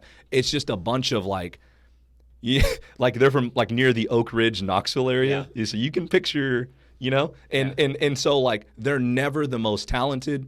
They're never the biggest, but they just never give up. And they're well coached, and they believe in everything that they do. Coach could say, hey, I need you to run backwards and sit down. And they're like, how long? Because they know that if they all do their job at the highest level that they can and they forget whatever else is going on, anything is possible. Yeah. I mean, if you watch the Bill Belichick series, Do Your Job for the Patriots, I mean, think about like, and this is when I was watching that Super Bowl, and I'm going to piggyback on what you're saying because it's really amazing. I know something about the Oakland mentality because I went to Oakland. Yeah. And I know why it changed because when I went, first I'll tell you about the Oakland thing. Yeah. I went from 2000 2004, head coach. I'm not going to put him on blast, but I had him for English. He could have been he had probably a good football mind, but I just knew, like, you could feel it. Like, he's not someone that, gee, I want to come to English class for, right? Like, he's not that guy, or not English, but history, because all coaches do. He was not the guy that I wanted to get up for. And he was a good guy, but he was just like, if you ever seen The Office, he reminded me of Toby. Just a deeper voice, but like that mentality. Like, that's hilarious. You watch The Office and you know, Michael Scott is the cringe character, but man, you would run through a wall for Michael Scott because he would do that for you, right? Yeah, it's. But my girlfriend's been on a big Office kick lately, so. But when he left, it was right after, about maybe a year or two right after I graduated. That's when Oakland went back to prominence, and Riverdale just kind of was like. Yep. Also, Coach Nolan. Principal Nolan retired from Riverdale. Yeah. He was a big part of Riverdale's Oh boy. He was a big part of like the way they believe things because you had both Nolans in Oakland and Riverdale, and they just held themselves to like that stature. Like when you felt that way, Las Casas was like that when I went there for Larry Stewart. Man, you thought Larry Stewart was literally just like the greatest man ever. And when you have those people that you believe in, you do anything for, and when those people change or philosophy change, wait till you watch the Tampa Bay Buccaneers this year. It's going to be completely different. Going out on a limb here, man. I mean, there's a lot. You know, we're talking about a team that was, sub 500 last year. I mean, you're going out on a pretty big limb trusting Tom Brady here. What were they, 9-7? They were 9-7. Okay. They were also they also was like the number 2, number 3 offense last year, and they had a top 5 defense from week 8 through 16. It's just the turnovers that got him, is what I assume. Like, okay. I mean, you seriously, you take a guy who turned the ball over 30 for 30, right? 30 for 30, baby. You cut that in half. Okay. Now, that's not 30 turnovers. That's 30 interceptions. Yeah. He had roughly 40 turnover quality including plays. The fumbles. Jeez. Yeah. So you bring in a guy, and it's not just what Tom Brady can do physically, but his greatest gift is his mentality and his mindset and the standard that he puts into play. Like, you bring that guy in who comes in and works hard. I mean, people want to talk about Bill Belichick created the Patriot way. But he didn't do that alone. He had to have a guy to buy into, because that's a hard way to play, man. And he did it. I mean, you saw the result. Tom Brady left in the end. Yeah, like he was, you know. But you bring a guy who's going to elevate your team status. Plus, let's look at his offense. Yeah. No, that's a pretty broken offense. Yeah, in the beginning it was quite nice. And with the Randy Moss years, I mean, oh my gosh, man. But now you have Mike Evans and Chris Godwin, which are like the highest rated duo couple since Wes Welker, Randy Moss. Yeah, and you're talking about the new offense in Tampa Bay. Oh, dude, the new offense in Tampa Bay looks unbelievable. They could literally go, oh, this team can't stop a tight end. We're going to line up 3 tight ends. Yeah. This team, and that's what the Patriots used to do. Like there was when they made that run against Atlanta that year, there was the previous game. It was so ironic because I'm pretty sure the previous game, or maybe it was the game before that, because they only played 2 games before they got to the Super Bowl. But when they made their run, there was one game where they ran the ball like 40 times in a game, and they did nothing but smash mouth. They just said, we're going to pound the ball right down your face. Yeah. And we're going to make you stop us because you think, based on our film, based on all your film study, because we haven't shown this all year, that we're going to come out, we're going to let Tom Brady air it around, we're going to dink and dunk, we're going to get some completions. No, we're going to line up 3 tight ends, a fullback, we're going to smash you. And when Tom Brady gets the chance, we're going to go ahead and put him in the shotgun, and we'll let him throw down the field a little bit. We'll let him get a completion, a little play pitch action pass and just burn you for a play. And I mean, and then they did completely 2 different games, because they played Pittsburgh, the AFC Championship, and Pittsburgh got just crushed by Chris Hogan. Chris Hogan had over 200 receiving yards that game. Like him and Julio Jones, because that's when Julio just burnt Aaron Rodgers' Packers, and they had the exact same number of receiving yards. It was over 200. It was nuts. That's insane. But that's because the Patriots said, you can't stop this. You think we're just going to go to Jules? Yep. Or we're going to go like James White, Deion Lewis style? No, we're going to do that. And look what they did in the Falcons game. They completely changed it up. They started going to Chris Hogan, Malcolm Mitchell, and James White. Because if you're going to cue in on Julian Edelman. That's crazy. You let Malcolm Mitchell burn you for 125, 26 yards in the second half. And that sucks because he got hurt and he was never the same, and then they had to let him go. And he was a great, I was like, this guy's going to be good. But, that's what they do. And that's what I think kind of I just think that mentality, people can learn a lot from sports. And this is not to put the gaming community on blast, but and I know there's tons of gamers who love sports and follow sports. But until you play and you put yourself into a sports situation, you really don't know. And everything plays together. I think really... And that's why I think playing multiple card games is good. I was told by someone I really respect, my greatest quality in a card game is the ability to make the right plays and manage my life as though it was never 0. And I always now I've got, instead of playing decks that just overwhelm my opponent, I enjoy decks that kind of play on the edge, that take advantage of maximizing my life resource or doing powerful things, but never allowing myself to just go to 0, because I don't care what your life is. No one cares what the score is at the end of the game. Did you get the dub or not? Dude, that's paramount. People oh yeah, but I almost got you. I'm like, it doesn't matter in Magic. It doesn't matter in Magic. Outside of looking at life versus life, and maybe if you were on the draw or play, and looking how that might go into a statistics of what deck you should play, because that matters. But in the end, like, I don't care if my life is 0, if it's not 0, that's all that matters. Yeah. Can I win the game based on that? And some of the best games I ever play is when I had the lowest amount of life. Think about Yu-Gi-Oh! Solemn Judgment was all about, like, you didn't care, man. Yeah. If I'm at 8,000, but my opponent's about to play the card's about to break my back, going to 4,000, get that Judgment Dragon out of here. Yep. You know, I don't care. Yep. So it doesn't matter. Like, and the best games are typically when I'm at, like, after playing like 2 Solemn J's and controlling the game and just picking my opponent apart. You know, those were some of the best games of Yu-Gi-Oh! And where I really learned the best, and always felt like I was involved in the game. Sure, I had draws from my opponents like back row going. I'm like, oh, cool, MST. When I MST at the end of your turn, and I'm going to untap it, I'm just going to kill you. I'm going to combo and win. I'm going to combo, and that's fine. But there's times where, you know, that DD Crow that's sitting in your hand just people never accounted for Crow as much as they should, because it was basically like a free trap in your hand that never got exposed as a trap. A hand trap. It was so good. It's so good, and everyone was running 1. I'm like, nah, I'm gonna run 2 in the main and 1 in the board, and that's why I'm gonna just guarantee my games against the Glad Beast decks, because they're all about recurring that one guy out of the graveyard, and if I take him out at the right time, the game's just kind of like just some dudes. Yeah, and like I said, man, I think that it's so when you break down what it means to be competitive and to take away, to learn something from every game. You know, I love that phrase. As long as my life is not at 0, I still got a chance. As long as the clock is not on zeros, I still got a chance. As long as, if I'm playing poker, as long as I got a chip and a chair, I got a chance. And that's when you break through and find that mindset, and you don't let that, the number one thing that gets every TCG player, in my opinion, I make a misplay, or I have a bad beat, or I have a bad roll, and from there it snowballs downhill. Yeah, they're on tilt. And that now I might be on slight tilt, even just a little bit, and I sequence wrong, and then it starts snowballing.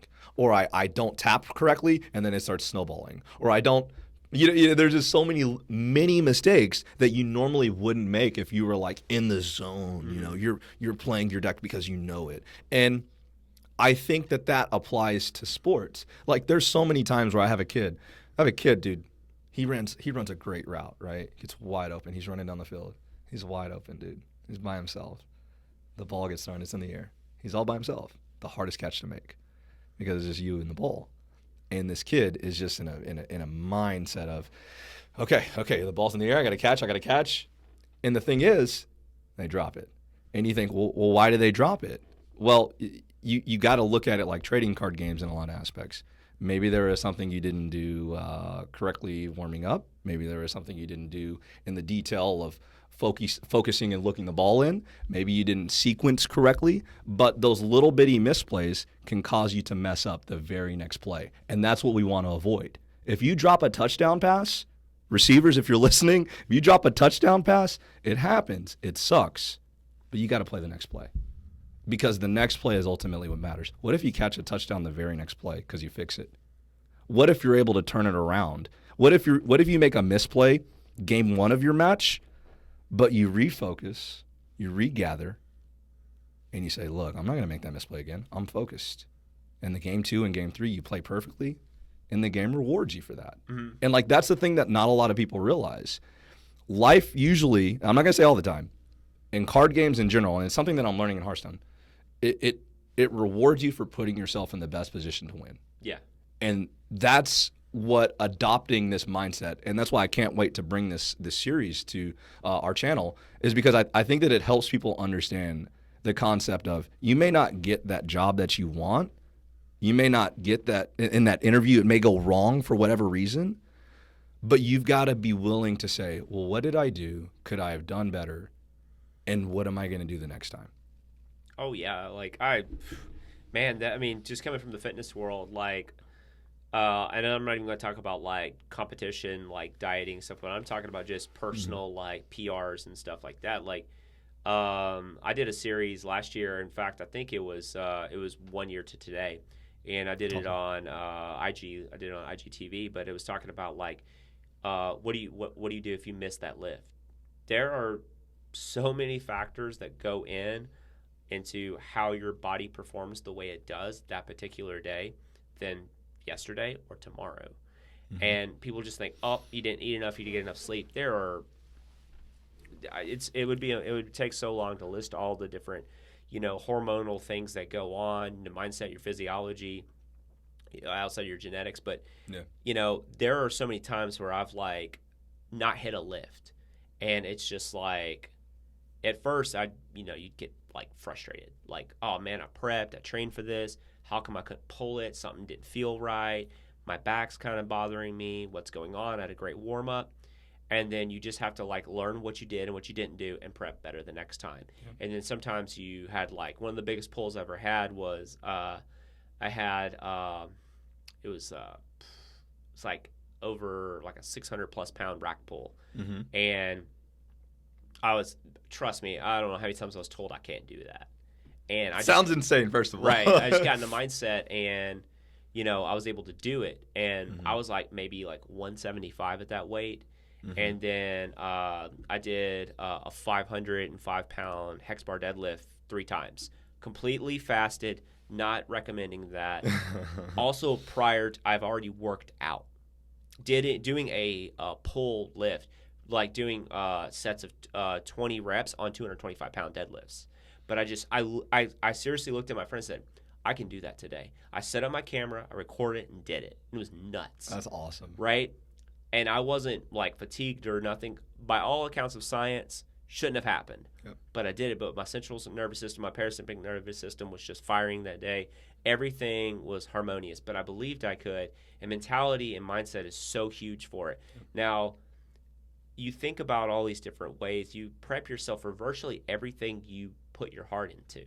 Mm-hmm. Whether it's I'm cooking this meal, yep. I'm engaging in this relationship, yep. How I take care of my car, how I even the way you structure and how you pay your bills tells a lot about a person, or the way you use your money, and all these so many different things factor into how you play a card game. Yep. It really does. We'll use a guy, Duke Devlin. Hey, that's code name for somebody. Yep. The way he managed his money, the way he drove his car, the way he engaged relationships was the way he played. Yeah. Every single way. Yeah. Yep. The way he lived his life. Yep. That is very true. And people say you are what you eat. Well, I think you are what you eat, in what you consume, not necessarily food, but knowledge, content. That's why I stay off of like negative things. And I talk mm-hmm. about Twitter being toxic. That's why I pretty much literally mute anything and it's not to censor myself from things, like, because I don't think that's healthy too. I think you need to be exposed to a certain amount of discomfort in life. Mm-hmm. And I think that's why also like a lot of people's like immune system now is pretty poor, because most of these people, like kids and stuff growing up who have peanut allergies and all this stuff, and they get sick all the time. And I'm talking about coronavirus. I'm talking about just in general. Yeah. Is they didn't grow out and play up in the dirt. Yeah, that is kind of weird how all of a sudden it spiked in the 2000s, right? Like, who was allergic to peanut butter or peanuts and stuff like that as a kid, right? I went to, like, I don't know anyone who was ever allergic to peanut butter or any of that stuff. Like, or weird. Like eggs or shellfish or whatever that is. But like, I grew up on a farm and I was exposed to a lot of things. Some things I probably shouldn't have been exposed to, but and I'm not to say don't go to the hospital if you're not sick, but I mean, I'd get sick and just like, just tough it out. And people they want to over quantify anything that's negative now. Like, they got a headache and they want to label it like 40 different things other than, man, you just got a headache sometimes. And this is coming from a science background. Yeah. Sometimes you have to simplify it to get the answer. And I think that is kind of also plays true to card games too. Mm-hmm. And sometimes you can be too cute and overthink yourself and you kind of outthink yourself. And then I think there's a fine balance in that kind of that rhythm or flow that you're doing, And this topic is, there's no, to me, right answer. There's no wrong answer, but it's so deep and complex. You could actually never end the conversation of it in terms of like the Viper's mentality or your mentality or my mentality, because we all have different experiences. We have different ages. We're at different ages. We were exposed to different things, and people can always say, well, the facts are the facts, and here's the data. Well, that data is also going to be constituted and constructed of all the different personal experiences from all those people. Yeah. There's a reason why people like if there's a good dragon in Magic, now this is silly, but if there's a dragon that's really good at Magic and it's just a great card and everyone's playing it, people are going to really enjoy playing with that card. Ask anyone what your favorite creature of all time is. It's probably going to be some creature that you really enjoy the creature type or the artwork, and you feel a relation with that card. Yeah. Like, someone's going to ask me, and I'm going to be like, oh, it's probably, what's your favorite dragon? I'm like, oh, it's either Stormbreath Dragon, Thundermaw Hellkite, Glorybringer, Lightning Dragon. Why? Because all those cards played a significant role in my development as a person in that particular time of my life. Not necessarily the card itself, but during that time in my life. I literally remember specific times that this card. Now, there might be some intrinsic value to that. There may not be, but for me there is, because I can dictate and tell you. When I crushed, I played Star City Super Qualifier in Donnie's newest store when he still had it. Everybody's playing top tier decks. I literally built this black-red mid-range rogue deck with to me the 4 best creatures in the game, and it was Packrat. What was his name? Black 1/3/1 zombie bro. Anyways, it doesn't matter. But basically, when he entered, he got to like exile a green or white creature out of your hand. He was really good. Yeah. And then Desecration Demon, 4-mana 6/6 flyer, and then Stormbreath Dragon. And everybody just like when I played that deck, the way I constructed it, I felt like it always gave me a chance to against any deck, whether it's aggro, control, or anything like that. Yeah. And that was a big time in my life, because that's right when I was like really big into fitness. I really started believing myself that I was going to move into a different career. I started taking good care of myself, and just things started shifting. Yeah. That was kind of the start. And Stormbreath Dragon will always kind of have that. He's like kind of like my Red Eyes Black Dragon. He always kind of has that, feel to me, And when I played that card, I felt like I couldn't lose. And I might have played better because of that card. Jokingly, the heart of the cards really was there. But dude, it's so weird, like there's one thing that I really remember from high school about some of the people that I met, and I don't know, I'm sure like Oakland has like famous alumni too, and you probably went to school with some people that also turned out to be maybe a little interesting later on in their lives. But one of the people that I remember going to high school with was Sonny Gray, and another person was Rodriguez Wilkes. These two guys were like local legends at the time. Like everybody knew them in like Middle Tennessee. Like if you were a part of the sports community, everybody knew Rod Wilkes and Sonny Gray. Sonny Gray went on to be major league pitcher. He's still in the league right now.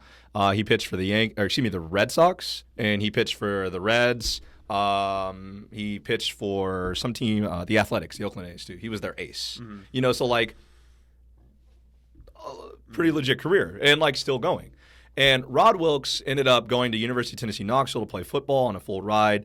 He had like 3 different head coaches, and he changed his football position like 4 different times. So he ended up never really like having an awesome college career.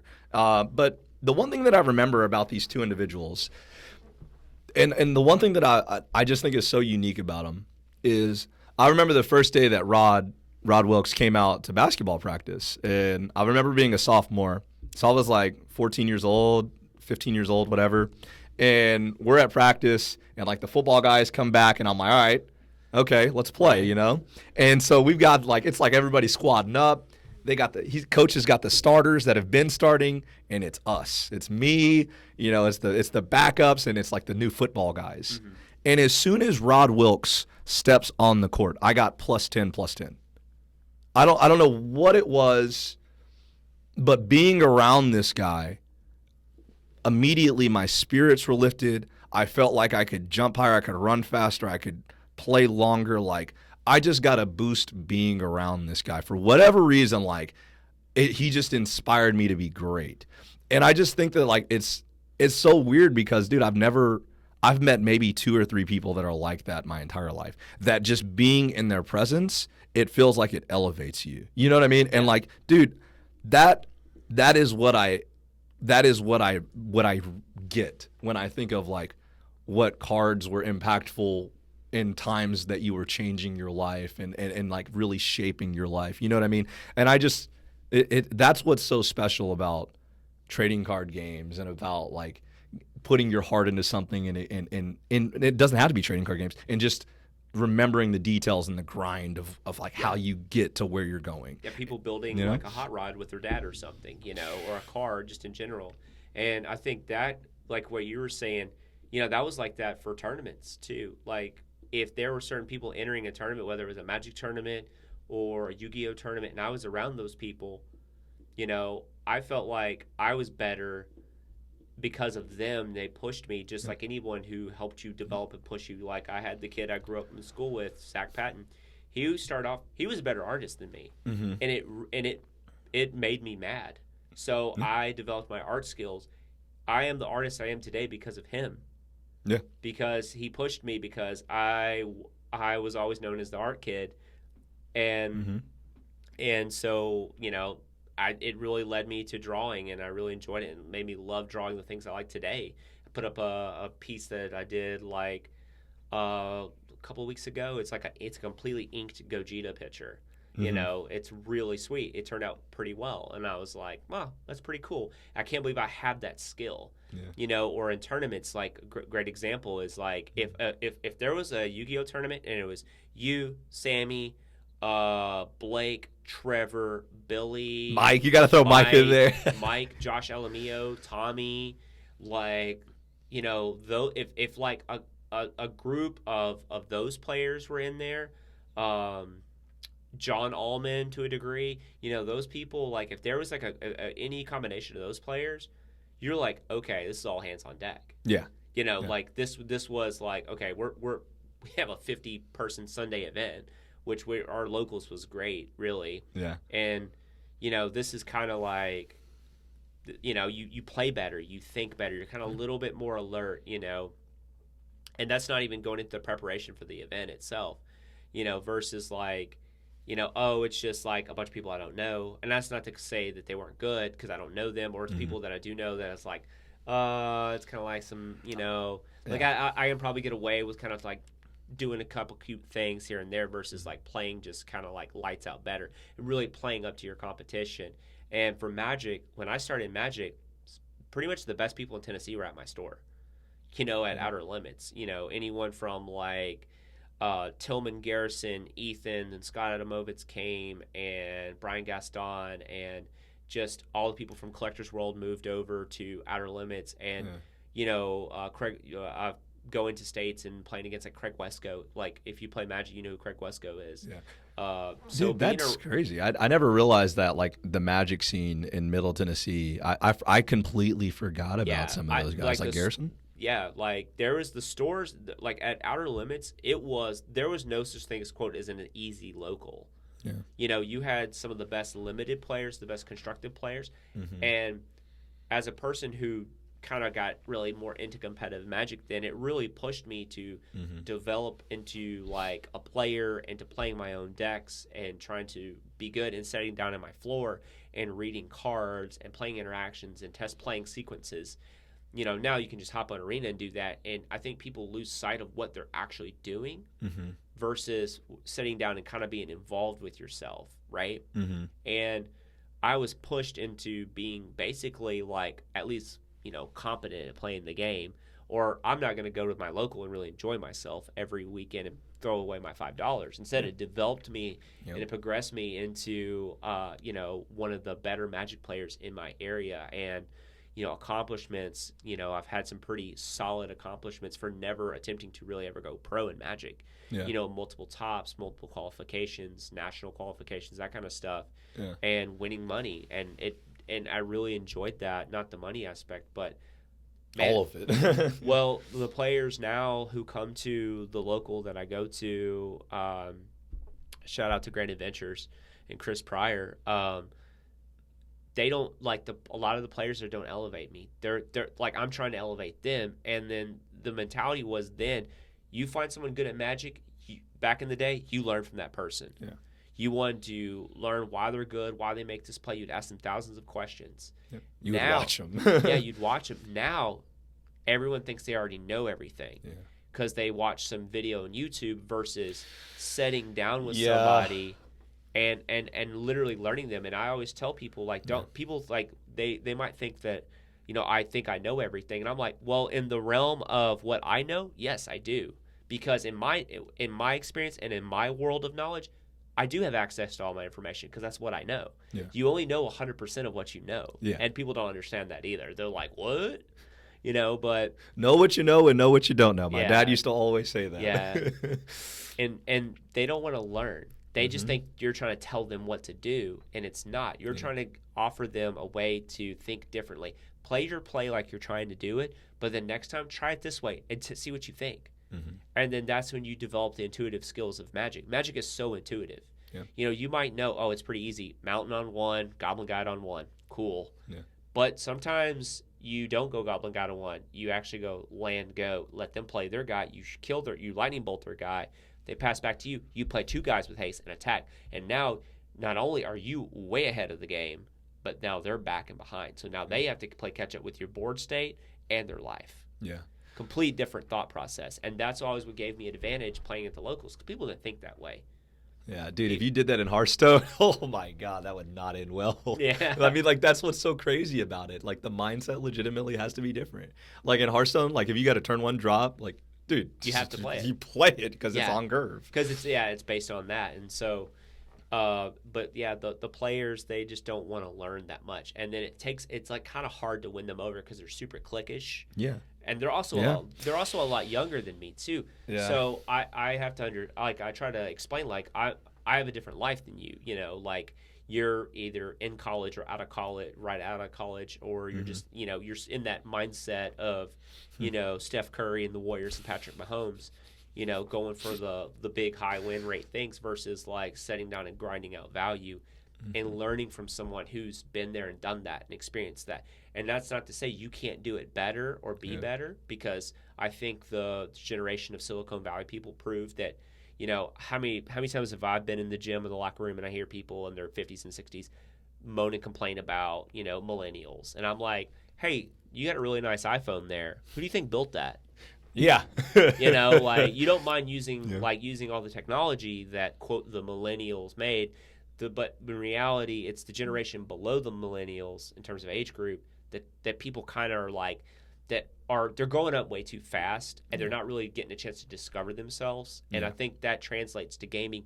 And the Viper guy, that's kind of his mindset. He's in that mindset of like, just play the best decks and Win rate. Win rate. That's great. Yeah. That's great. I don't know how many times I've had somebody sit down in front of me and they just want to talk smack.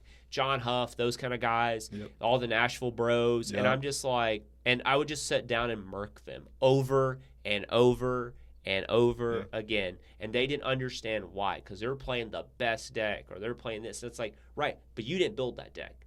You didn't construct that deck. You didn't put the time and the effort into the deck, and you didn't take the time to learn that deck. I mean, dude, like, all of this is like what I wish because I have in a lot of like my friend group for trading card games, that is a unique perspective, and it's so sad. Yeah. Like, it kills me that like some of my best friends in the trading card game, like, straight up, I'll just be real honest. When I talk to my friends that I love, that help me get better, that I watch, you know what I mean?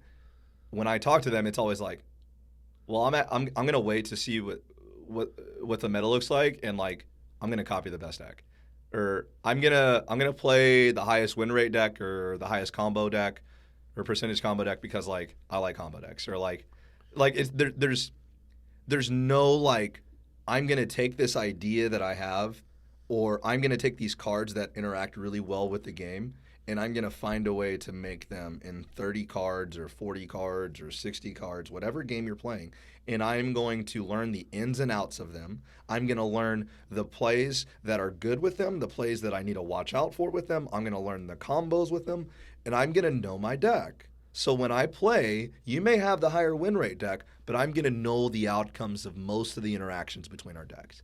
And it's lost. And it's just Nuances, yeah. kills me. Yeah, nuance is lost. And I will say this, not everybody can be a pilot, not everybody can be a mechanic. That's so true, man. So you kind of find your role, and I think having skills in both is pretty good. Yeah. So then if you are flying the plane and something does break, and you know, like, oh, I could just literally put this new, like, and I'm by no means a pilot mechanic. Yeah. But just an example is like, if I'm a race car driver and I know that something, obviously, why are the best race car drivers the ones that know the most about their cars? Exactly. It's the same thing. They didn't necessarily build that car, but they might have. But they're also the driver. So if you get to be the driver and the person who helped build your car and you know the ins and outs of your car, then you're going to be the greatest race car driver of all time. # Jimmy Johnson. But you're going to get the most out of what you got. Exactly. That's and you what may I not think. always get the first place win, but you will have consistency. And then when you do take a hard loss, you can bounce back easier. That's what people don't understand, and people just want to run these decks, and they're just spamming stuff, and it's just this hyperactive world versus set down. Let's just breathe and have a conversation. Let's sit down and just enjoy a game of Magic. You know, It's almost. Go ahead. I'm sorry. I was gonna say, like, it reminds me of like that instant gratification that we have going on right now, and it's just like, dude, it's so evident. Like, you know, I'm gonna copy what this YouTuber's doing to get famous on YouTube, or I'm going to copy what this TikTok does on my TikTok, or I'm going to hate against this person because it's going to give me, quote, clout. And that's become an ultra popular thing the past 10 years of YouTube. And it's disgusting. And it's different if you go like some of the channels like that I listen to, whether it's fitness or gaming and all that. Like I'll give you an example. I was driving up here today, and I'm going to be like, all right, I'm going to blast the Arena Deck podcast with Brian Gottlieb and Jerry Thompson, you know, two super prominent people. And, like, Jerry also plays Shadowverse, and Jerry's, like, one of the, like, premier deck builders of all time in Magic, if you know anything about, like, his background. But the first thing that they started with was just the negativity of companions in Magic. And just talking about, like, first thing was like, oh, these formats are just kind of like bad. They're just not really, they're all the same thing. And, like, I get that that's sort of their opinion, but instead of, like, maybe exploring the formats and then discussing, like, why, it's like they just put the negative precursors on first. And it's just like, I turned it off. I was like, I don't want to listen to this. Dude, like, and I hate to say it, but it's how you get views on YouTube, man. Like, in the first minute, the first 30 seconds, you've got to say something that, like, wait, what do you say? I've got to stay listening to this. Hold on, you know, this is good stuff. This is what I think, you know, like, oh, I've been thinking of this. And it's just so much more like I'm trying to find something that agrees with me rather than learning why or learning, you know. Right. And I don't mind. I love critical thinking. I love constructive criticism, you know. That's how I built my life. I thrive on that. Like, I thrive on learning and being better than I was before. I don't have to agree with you to respect you. That's why I always like to tell my girlfriend, I was like, two things can be true. We could disagree and both love each other at the same time. Like, it's okay to not have the same opinion and not be mad at each other. Like, she'll probably be mad at me for saying that. But, you know, I'm not in the mentality of like, oh, you always have to agree with your girlfriend. Happy wife, happy life. And I'm like, I believe yes, but I also believe she's smart and critical thinking. Remember, she's a doctor, so she can also think. I'm just gonna, humble brag about that. So, it's not a bad thing. No, she's awesome. But she we were talking about that, and we were like watching something, and she's like, why'd you cut that off? And I was like, it's not because I agree with what he's saying, but I just don't, the way he's going about it, and all these fitness YouTubers and stuff that all they want to do is create like call out videos and all this stuff. And I don't care how big or muscular you think you are. No one really cares. Like, no one honestly really cares. Like, that you are 6% body fat and you sit behind a mic and you bitch people out. I don't know if I can say that, but I did. It's all good, man. But versus like, I actually started listening to you because of your mind and because you're intelligent, and I think you have something to offer to the public at large. And that's why, like, if you look up any fitness YouTube videos, Athlean X is the biggest and best brand. Jeff Cavaliere, he's not only a personal trainer, but he's a physical therapist, so he's ultra knowledgeable. Like, if you look up Athlean X, I think I don't want to misquote, but I think he has like 9 million followers on YouTube. That's insane. Yeah, check out Jeff Cavaliere on Athlean X. And he's such a refreshingly intelligent, nice guy. And that's in a world of just garbage. He just brings you information, brings you the facts, and he does it in such a way that like look up try Athlean X. Oh yeah, I saw that pop yeah. up. It was like Jeff Cavalier. All right, here we go. But check this out. Like, did I spell lean wrong? Wow, I really did. All right. Okay. Okay. I'm sorry. 9.98 million followers. So almost 10 million. So almost 10. He'll probably hit that in like the next month or so. But he's just such a when we were talking about coaches and stuff. Mm-hmm. I don't even know Jeff. Just watching him literally over the last 10 years or so, he's given me so much free information. He's an amazing human being, Mm-hmm. and he doesn't do like the negative call out videos and stuff. He doesn't need to do that. And he started just with classic, basic, this is how you perform a bicep curl. And he lives what he preaches. Like, that's why I enjoy him. And he's not this negative person. And that's why, like the Magic podcast that I listen to, man, I really stopped listening to him. Like, I hate to say it, but like the Pioneer podcast, Arena Deck Bliss, that's why I like Top Level podcasts with Pat Chapin and Michael Flores, is because they just still explore like, man, this might be really good with this interaction, or this is a really cool card because it's powerful, and they're not just like, oh, well, this card sucks and the meta's terrible, and I hate it much and I don't like to play it because of this. And that's all these other podcasts are. They just talk about a bunch of like awful things, and I understand you have to talk about the meta at large, but just like a big reason why I love Pat Chapin as a Magic player is, he's had his own like troubles in his life, and he overcame his troubles in the public eye. And he worked for Wizards, and he got in trouble. You can look it up if you're interested in what he got in trouble for. But that's something that could really kind of like warp someone's life. He turned around and came back stronger, better than ever in terms of a player, a human being, and he turned around and won the Pro Tour. And he's obviously a Magic Hall of Famer. And Michael Flores is one of the founding members of just the mindset of the way you play Magic, like who's the beat down, that kind of stuff, came about, and like is involved with like Philosophy of Fires and all that kind of stuff. Just great articles that are classics that the new Magic players don't listen to. They don't pay attention to. They're just like, Pat Chapin, and he just some washed up boomer Magic player, and it's like, man, if you just had a fraction of the mindset of Pat Chapin. Like, Pat Chapin is like the Steve Jobs of Magic. Like, he is just such a visionary with the way things play, and he could see things years in the future with the way it breaks down. And people are like, oh, he's crazy. And then like a couple of years later, you just see like, okay, he invented a deck years ago. It was a teamer deck, and it was this card called Abbot of Carol Keep. It's red and a color. It's a 2/1 with prowess. When it enters, you exile the top card off your library, and then you may cast that card and pay any color event's mana cost. So it's just a really good red card advantage card. We started playing with this card called Mistress Bauble. It's a 0-mana artifact. You sacrifice it, look at either player's top card of the library, and then on the next upkeep you draw a card. People thought that card was like, it's free, but it's a slow trip. It's it's not like a cantrip where you draw immediately, instant gratification. I want it now. And Mistress Bauble is like a $10 uncommon. It was $30, so they reprinted it now because the card is so powerful. It's 0 mana to draw a card, and it's an artifact, and you get to play it free off of Abbot of Carol Keep. And it's just like that interaction is now one of the top decks in Modern. Because people don't think about that. People don't have Magic history and data. People just look at the here and now. And granted, I always tell people, cards can change.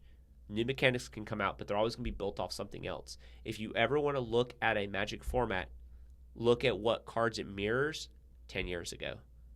And there was a format just recently, last year. I was in Memphis.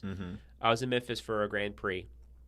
And the format basically had the same exact mana base as the format that happened 10 years ago. It was literally identical. They reprinted the Shock lands and the Buddy lands. So this is around Ravnica 10 years ago, right? Yes, and in fact, this is Ravnica. It's Ravnica Innistrad.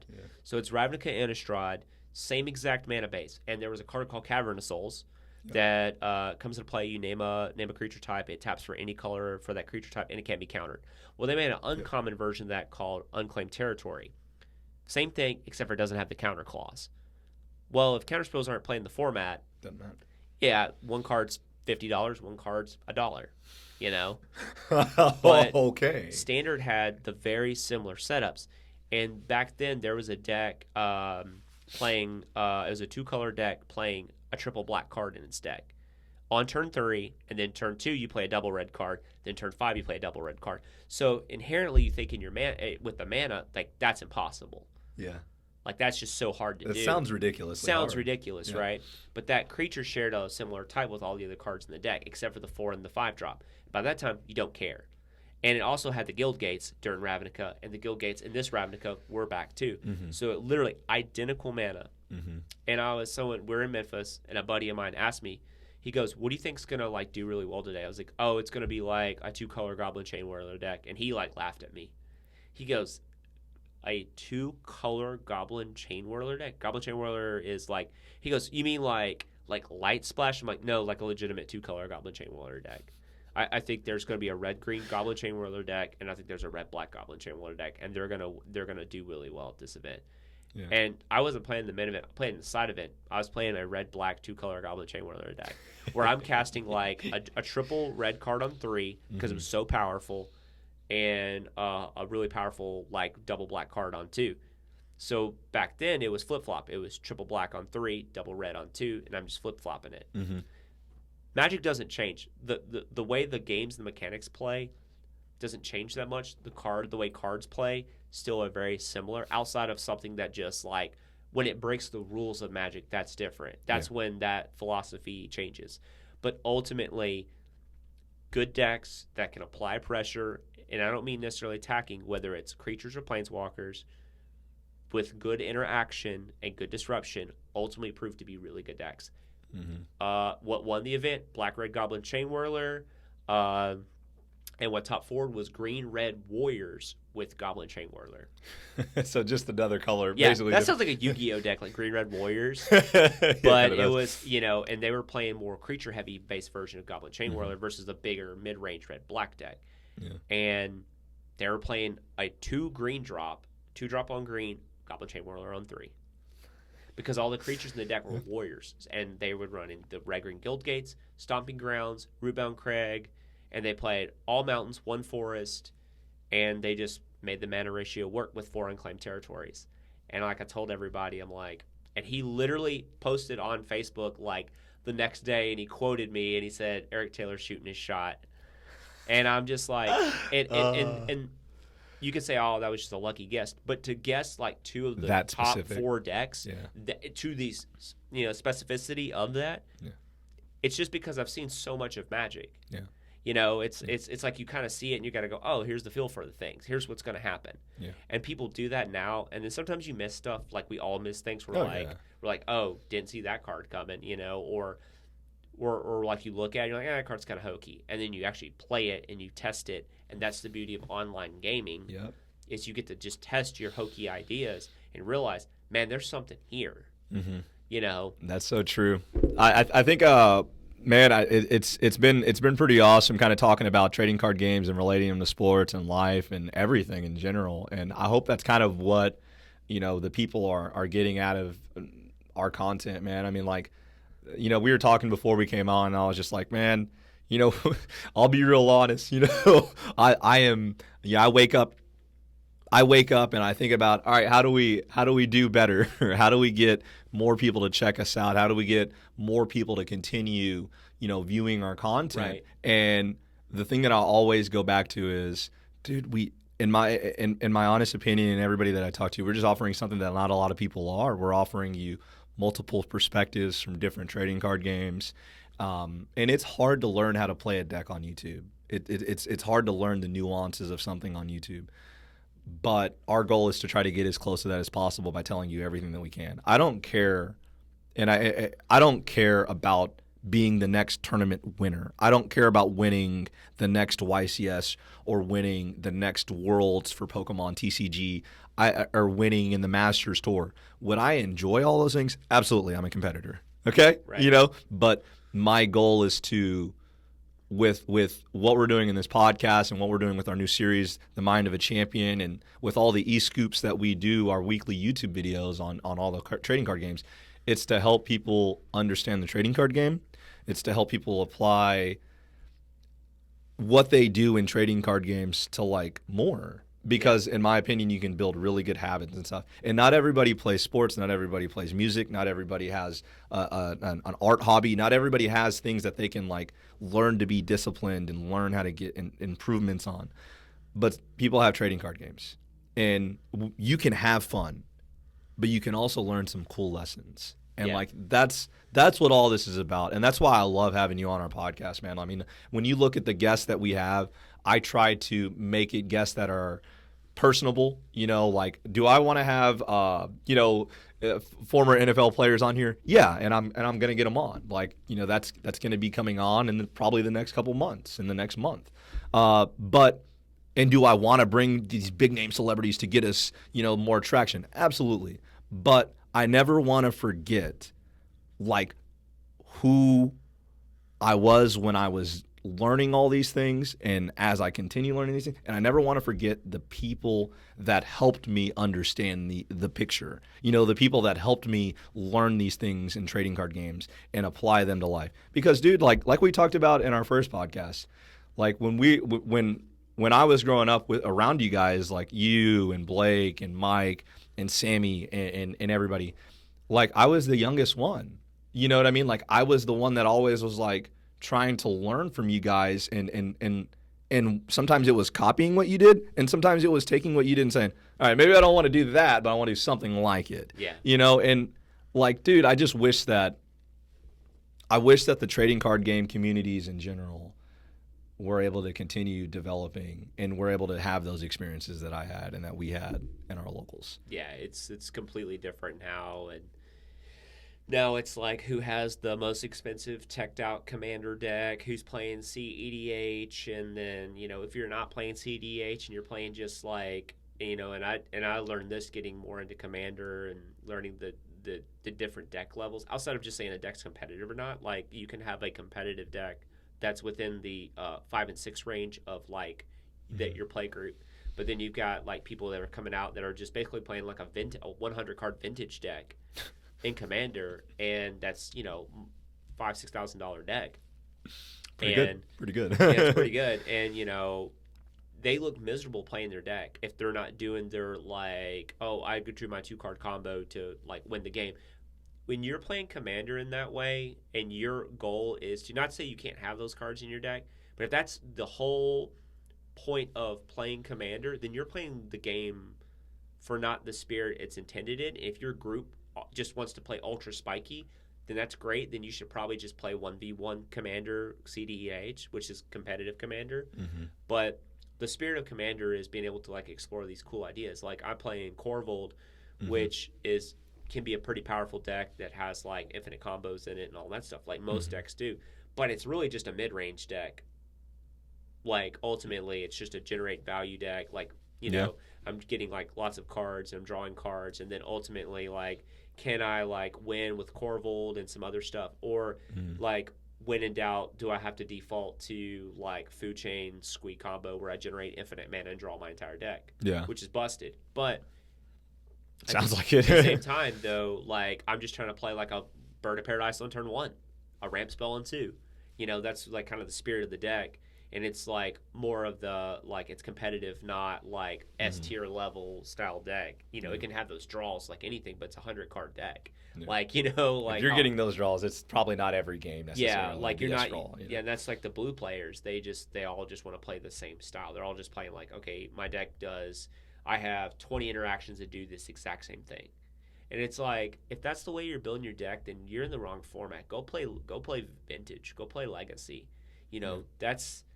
You know, like let people enjoy Commander and, you know, do that. But those are the kind of things that kind of ruin the local environment. And like, dude, it's hard. Like, it's crazy. Like, Standard's like one of the biggest formats. No one hardly has a Standard deck on them at all times. Like, nobody wants to hardly play Standard or Modern or Pioneer, yet there are these formats that thrive. That's wild. Yeah, like, I think I played like maybe like constructive competitive like in Standard games during the Corvold format of Throne of Eldraine to Theros just a few months ago before COVID-19 happened, like maybe like twice. for like an entire people just wouldn't play Magic. But they'd go up to the Magic shop, hang out with their binders, and like have their decks. And it's just like, and then every time I asked them, I was like, "Hey, do you got a standard deck?" No, I don't play standard. And I'm like, "You bought 4 boxes of Throne of Eldraine, yet you don't play standard." No, and I'm like, "Got it." It's just this weird mentality that shop nurtures, like, and there's no tournaments that like are pushed to win for something. It's just like, here's booster draft. And then if standard fires. There's no incentive. There's no like, hey guys, we're going to do a $20 entry fee. We're going to play for 80% of the cash and a booster box. Or, that's just hypothetical, like price support. Yeah. But it's where you got to show up with a good deck and you got to prepare for it. Yeah. There's just no incentive to play like quality decks and quality competing. Man, it just doesn't exist. And like the mentality is, it's on the player's responsibility to create that environment. No, it's the store owners. The store owners create that environment because leadership rolls from the top down, just like in anything. Like a coach creates the environment, and then the players follow. Yeah. You get your top people at your store buying into what you believe in. Everyone follows. Mm-hmm. And what happens is people just follow whatever the knuckleheads at the store are doing. Yeah. Because they got nothing else to do. They spend all day up there. They're what I always call somebody who just sets out a tournament and just with their binders out. That's what they do. And unfortunately, like if you're looking at it from the perspective of the store owner doesn't care as long as people are buying boxes and buying packs. Unless he like a lot of the time. A lot of the time, and that was the difference in like when Outer Limits was in its heyday. Mm-hmm. The people that were invested into the card games that were successful also cared and played themselves. You had Scott Haley and his son. Yeah. Scott Haley was one of the best people to ever work for a card game store ever. He was amazing. I wouldn't have done eBay the way that I did. And he was just also. Let's look at Scott Haley as just a man. He was a really good guy. He drove us to regionals. He hooked up rides. I mean, the first regional that I ever went to was because Scott Haley drove us at like 4 a.m. and met us in Murfreesboro. We drove to Knoxville, and I'm like a 13 or 12-year-old kid. And I take a road trip with a dad and his child and like 4 of my friends from locals. That's when I played. That's when I crushed that one with Fiends, man. Getting it. It was awesome. Take that, Mike Soul. It's just, man. I miss that, and I know that when you listen to somebody like Rudy from Alpha Investments talk about it, he's like, man, it sucks because he's right. Our gaming store that we grew up in. That 90s, local competitive gaming store, in a lot of ways, man, it's just doesn't exist in the same way, and it's for a lot of reasons, but it stinks, and I wish other people got to enjoy it. I will give a shout out to Frontline Games. If you haven't been to Frontline Games in Clarksville, it is one of the best gaming stores I've ever been to, from top to bottom, from ownership, cleanliness of the store, products they sell. Mm-hmm. And the store owner himself is really invested in these games, and he'll come out on the floor and talk to you, and you don't feel like he's former military, and you don't feel that way, right? What's the name of this store one more time? Frontline Games in Clarksville. Okay, I'll make sure that I go ahead and drop a little something in the description too. Frontline Games is an amazing store, and he, the owner, how I met him originally, he was a judge for Magic, and I met him and he was always an excellent, fair judge, easy to talk to, and I played in multiple tournaments at his store, PPTQs, all that kind of stuff, and I always just had a great experience. Excellent drink selection, by the way. Has all the flavors of 0-calorie monsters you want. But they have every card game there. Anything from Dragon Ball. By the way, real quick, the new Dragon Ball card game, that is the hardest card game I've ever played in my life. Really? It is so hard. Whoa. It's easy to play, to master it, and learn every interaction. It's so wild. I've never played a game to where I'm playing this ultra aggressive deck. Let me just punish you in the first couple turns, where it actually is a backfire because your opponent gets to draw that many cards. So then they get to counter fight. How much damage you do, right? Yeah. I forgot about that mechanic. So where Pokemon snowballs, and this is, I think, this is a fundamental flaw of the Pokemon card game. If you start, especially now that things can be taken for 2 to 3 prizes, if you just get a better setup than your opponent and you just pick them off, the game's over. It really is. In Dragon Ball, it's basically the opposite. it makes it more fair in terms of like it's like a legitimate fight. A fight's not about like I'm just gonna just bully you and you can't do anything. If you think about the spirit of the Dragon Ball Z card game, every fight was always a give and take. If someone tried to out aggro another fighter who was equally strong, that person gassed out and they probably lost. You know, That's okay. I see what you're saying. so yeah. it actually yeah. built the game, and the things that you can still do with like basically like 0 resources untapped. It's a really cool game, and I really enjoyed playing it. We had like about 12 to 20 people who played it in Murfreesboro, like myself, Roman, and a lot of other players, but it wasn't ever supported at our locals, and they said, "Oh, we don't want to support the tournaments." I'm like, "But you have the tournament kits, you have 20 players, and you're selling the product as soon as it comes in," and that's what as and this is not me like pooping on my locals, because this is anything I wouldn't say to anybody in legitimately. One of the biggest mistakes for like Outer Limits ever do was get rid of Magic. You know, they just wanted to go into the comic book and toy world and all that stuff.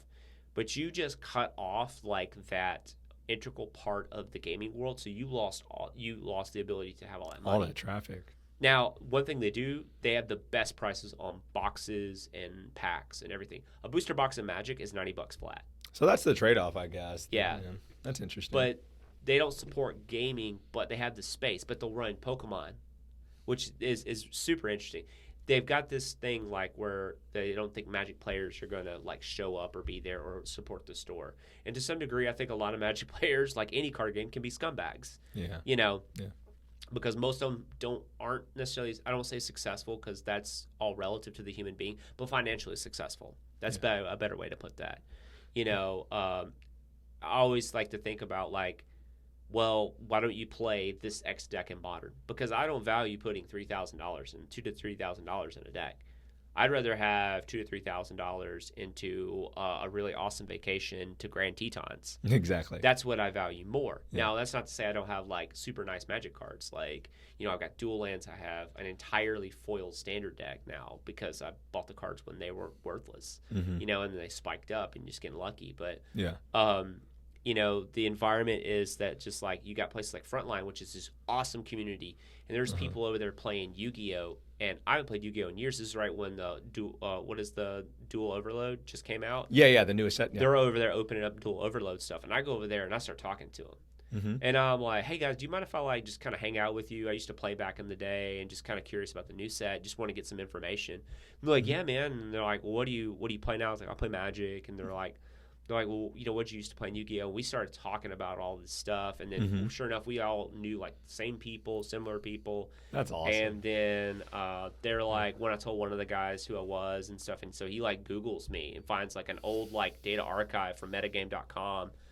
Chris Perovic, I guess is how you say it. He actually saved the whole metagame database, so you can actually go read the feature match that you had. You can read the entire top, if I remember correctly, on that database. Yeah. The one of the way the article was written though was like, oh, that's not true at all. That didn't happen that way. There was like never a time that I thought I was going to lose that game. I was just sitting there going, nope, I'm going to let him play into it, and then I'm going to Mobius blow his back rows away and play 2 dads, and the game's over. just baiting him, you know, just giving a little bait. Yeah, but I mean, I had a Stratos and 2 Solemn Jays down. The game's over. But no, but like. They were really like, oh, dude, that's so cool, man. Well, this is what's good now. Do you know how this plays? I'm like, no. The last time I really paid attention was when Blue Eyes White Dragon won Worlds, and I was like, so like, what's good now? And like, I followed some people on YouTube just to like watch their videos, learning about like, I don't even play Yu-Gi-Oh anymore, but I took in the time to just like kind of learn what's being like, people trying out all the new ways to play. Like here's the way I play Dark Magician tier 1, or like try to play a top tier Dark Magician deck, or a top tier Blue Eyes deck, or whatever that may be, or here's this Cyber Dragon deck, because I'm always interested in playing Cyber Dragon because it has so much support. Like the fact that I see stuff really like Overload Fusion still see play, and Insta Fusion, and those cards now, you know, that's pretty crazy to me. And how there's like a billion different like cyber like dragons that are special like outside your deck, and I'm like, oh. or how there's like this Chaos Max Blue Eyes Dragon or alternate Blue Eyes. When I read alternate Blue Eyes Dragon, I said, that is not a real card. Dude, the cards that they print in Yu-Gi-Oh now are insane. Like the two most ridiculous cards that I've reviewed from Yu-Gi-Oh have been Lightning Storm, which My God, I know what that card is. I'm like, what? yeah, like why would you like Raigeki? What? Like, I remember when Lightning Vortex came out in Flaming Eternity, and it was like discard one, destroy all face-up monsters, and it was just like, oh my God, Lightning. And then I read Lightning Storm, and I'm just like, my jaw literally drops. And then the other card was 3 Tactical Talents. That's the newest card that I've hyped up. I think it might be the best Yu-Gi-Oh card of all time. It says, if your opponent activates a monster effect on your turn, you can activate one of the 3 following effects. Look at your opponent's hand and shuffle 1 card back. Take control of one of your opponent's monsters. And the third effect is draw 2 cards. So Forceful Sentry, Change of Heart, Pot of Greed. Yes. Does anybody know that those cards are not legal in the game as of right now? So yeah, that card's pretty good.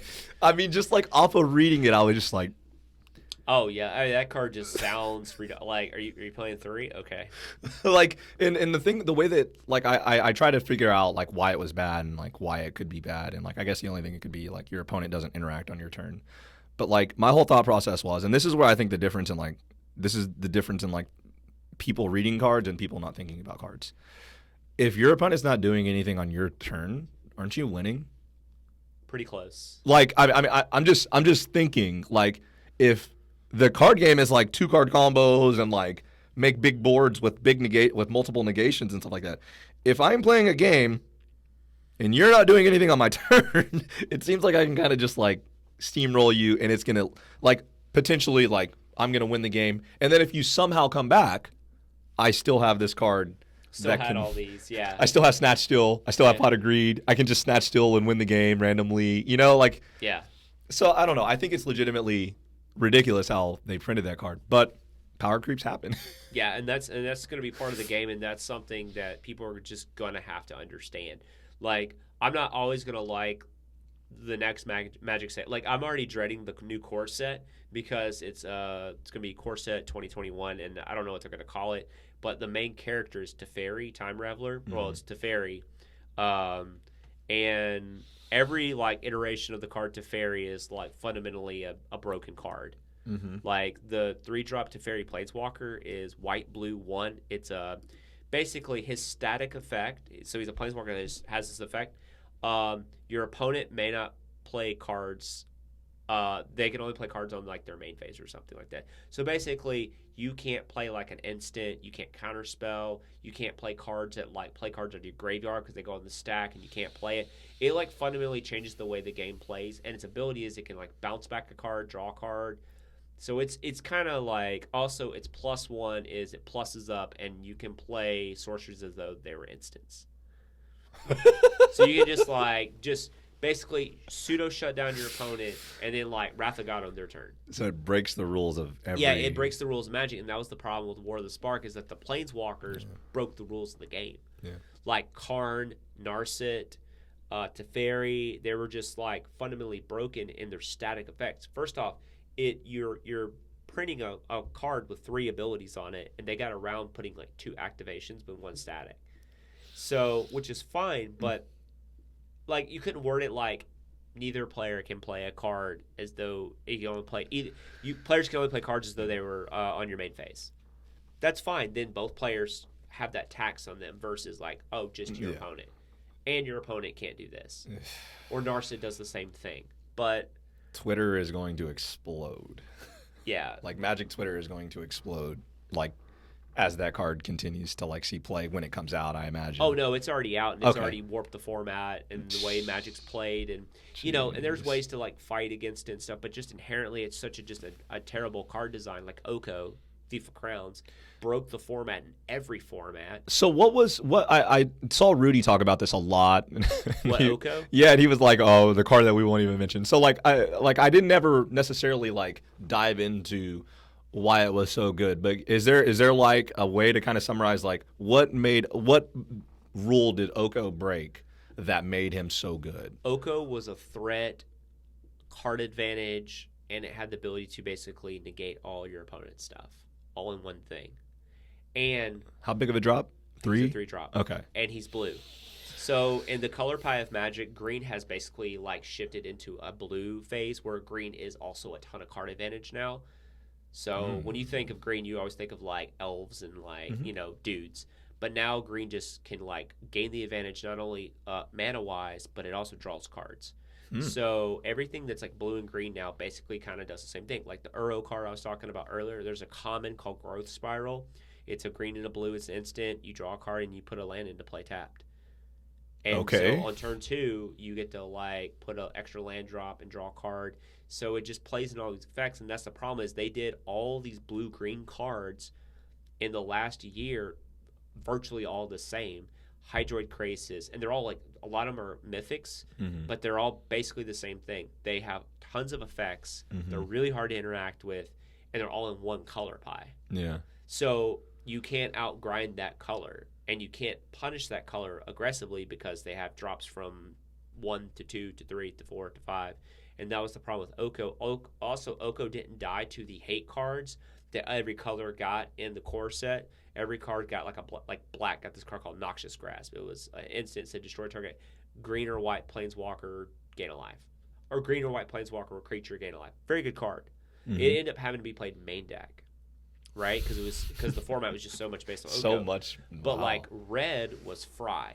It was a red and a colorless instant, deal 5 damage, can't be countered or prevented to target, or I think it's prevented, but can be countered to target creature or planeswalker. That's awesome. But Oko goes to 6 loyalty. So you have to have like +1 on the damage somehow. Right. Or like... So you couldn't punish those cards. So it just really like pushes colors out of the format. Yeah. And they do that. And then blue has this card called Aether Gust. It's a blue and a colorless. It's an instant. Whenever a spell is on the stack, if it's blue or if it's green or red, you can either put it top or bottom, or you can do it to a red or green permanent in play.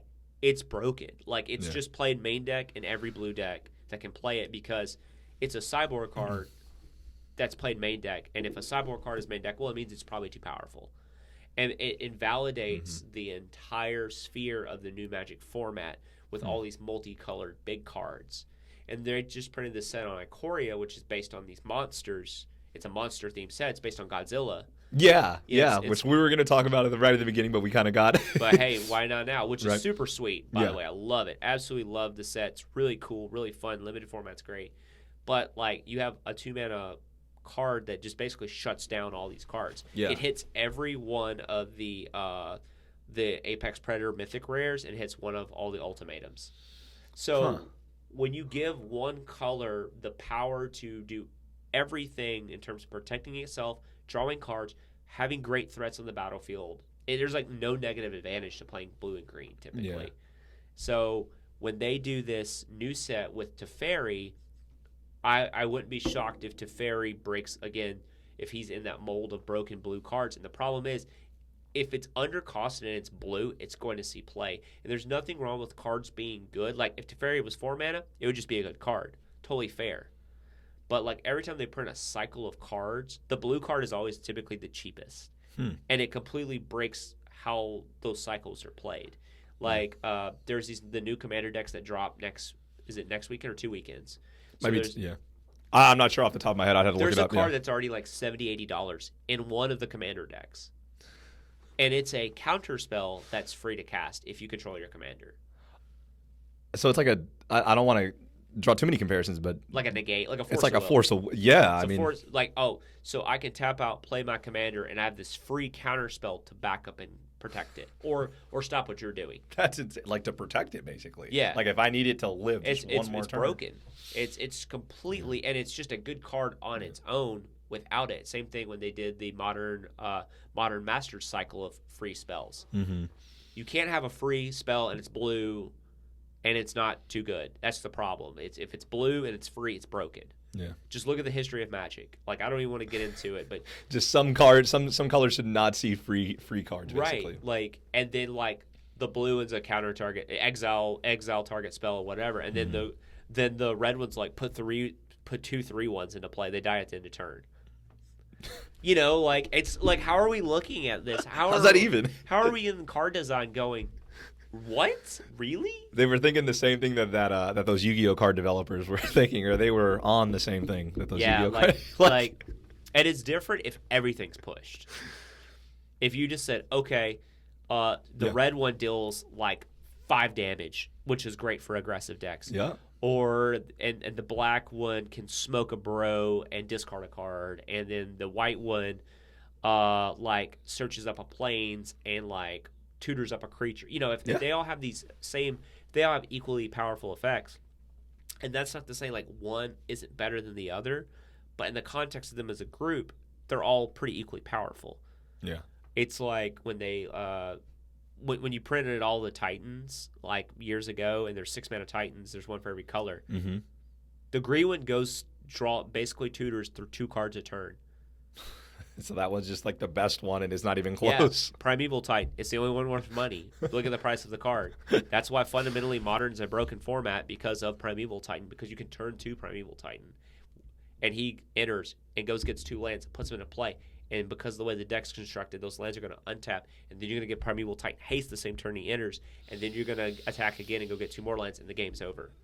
Sounds real, a lot of interaction. Yeah, yeah. and that's the problem with a card like Primeval Titan, where like the black one puts like some zombies into play, which is fine, but it's not like those zombies like come into play and they make you lose life, or they like they just change the battlefield.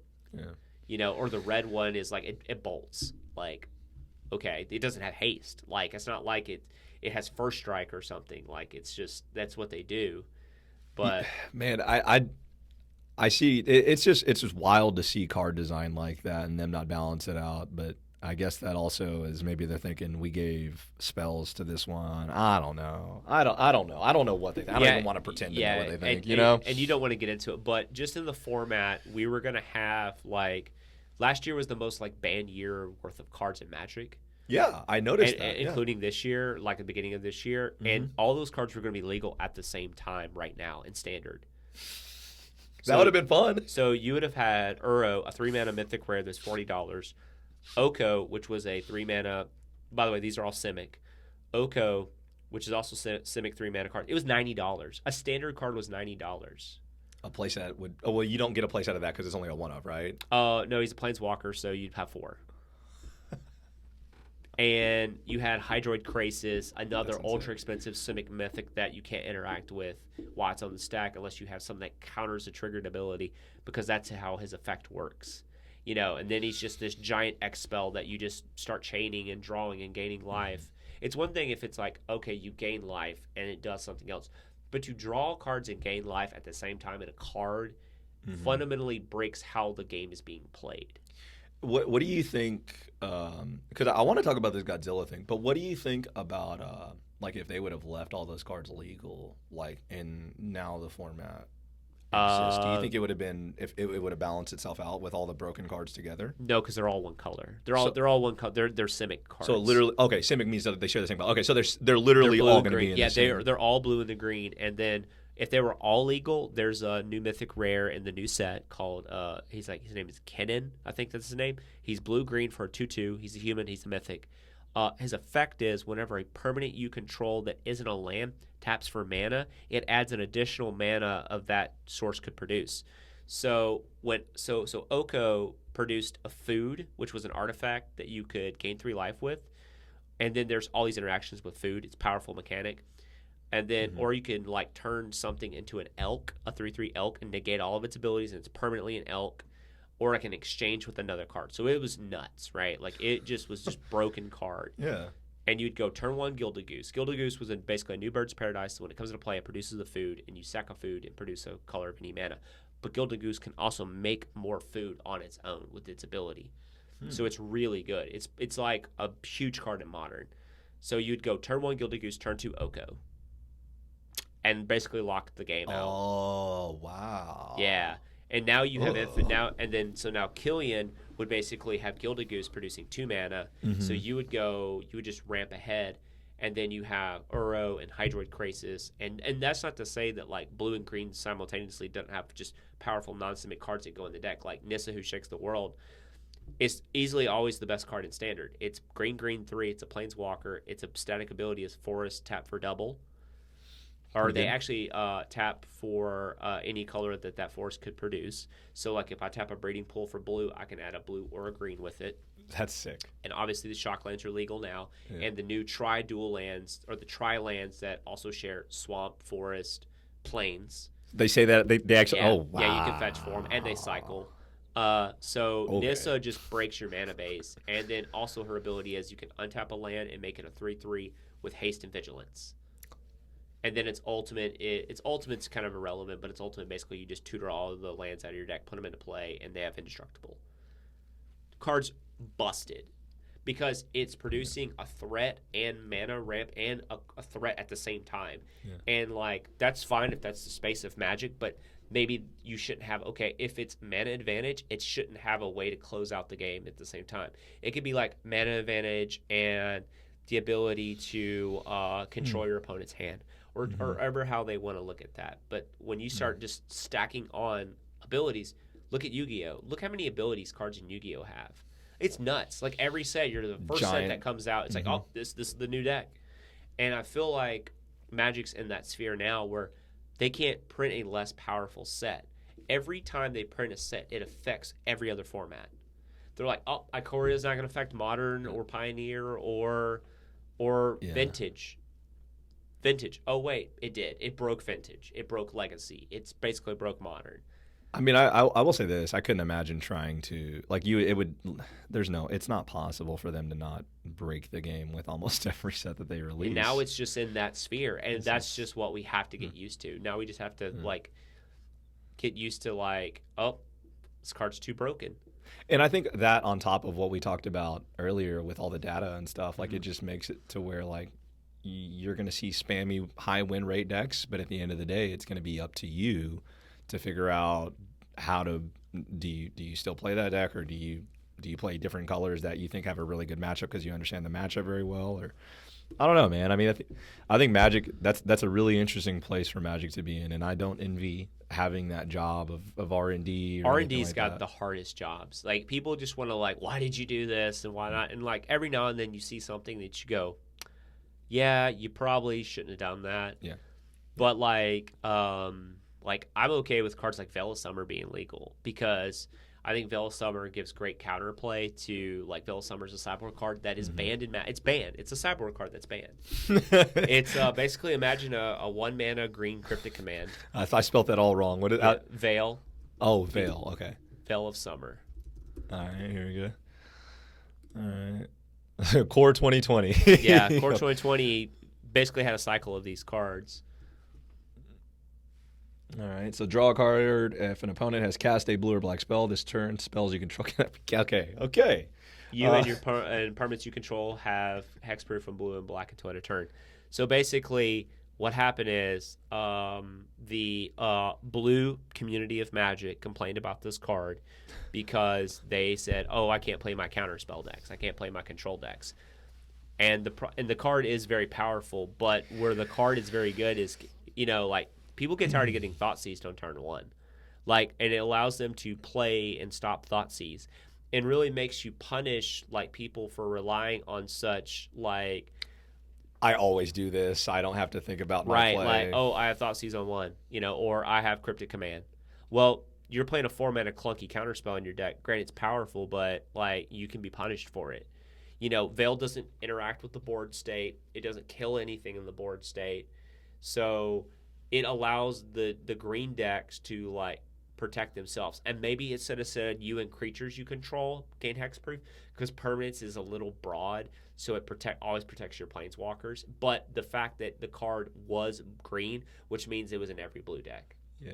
Because blue is playing with green, and you had it in Aether Gust. Oh my. Yeah.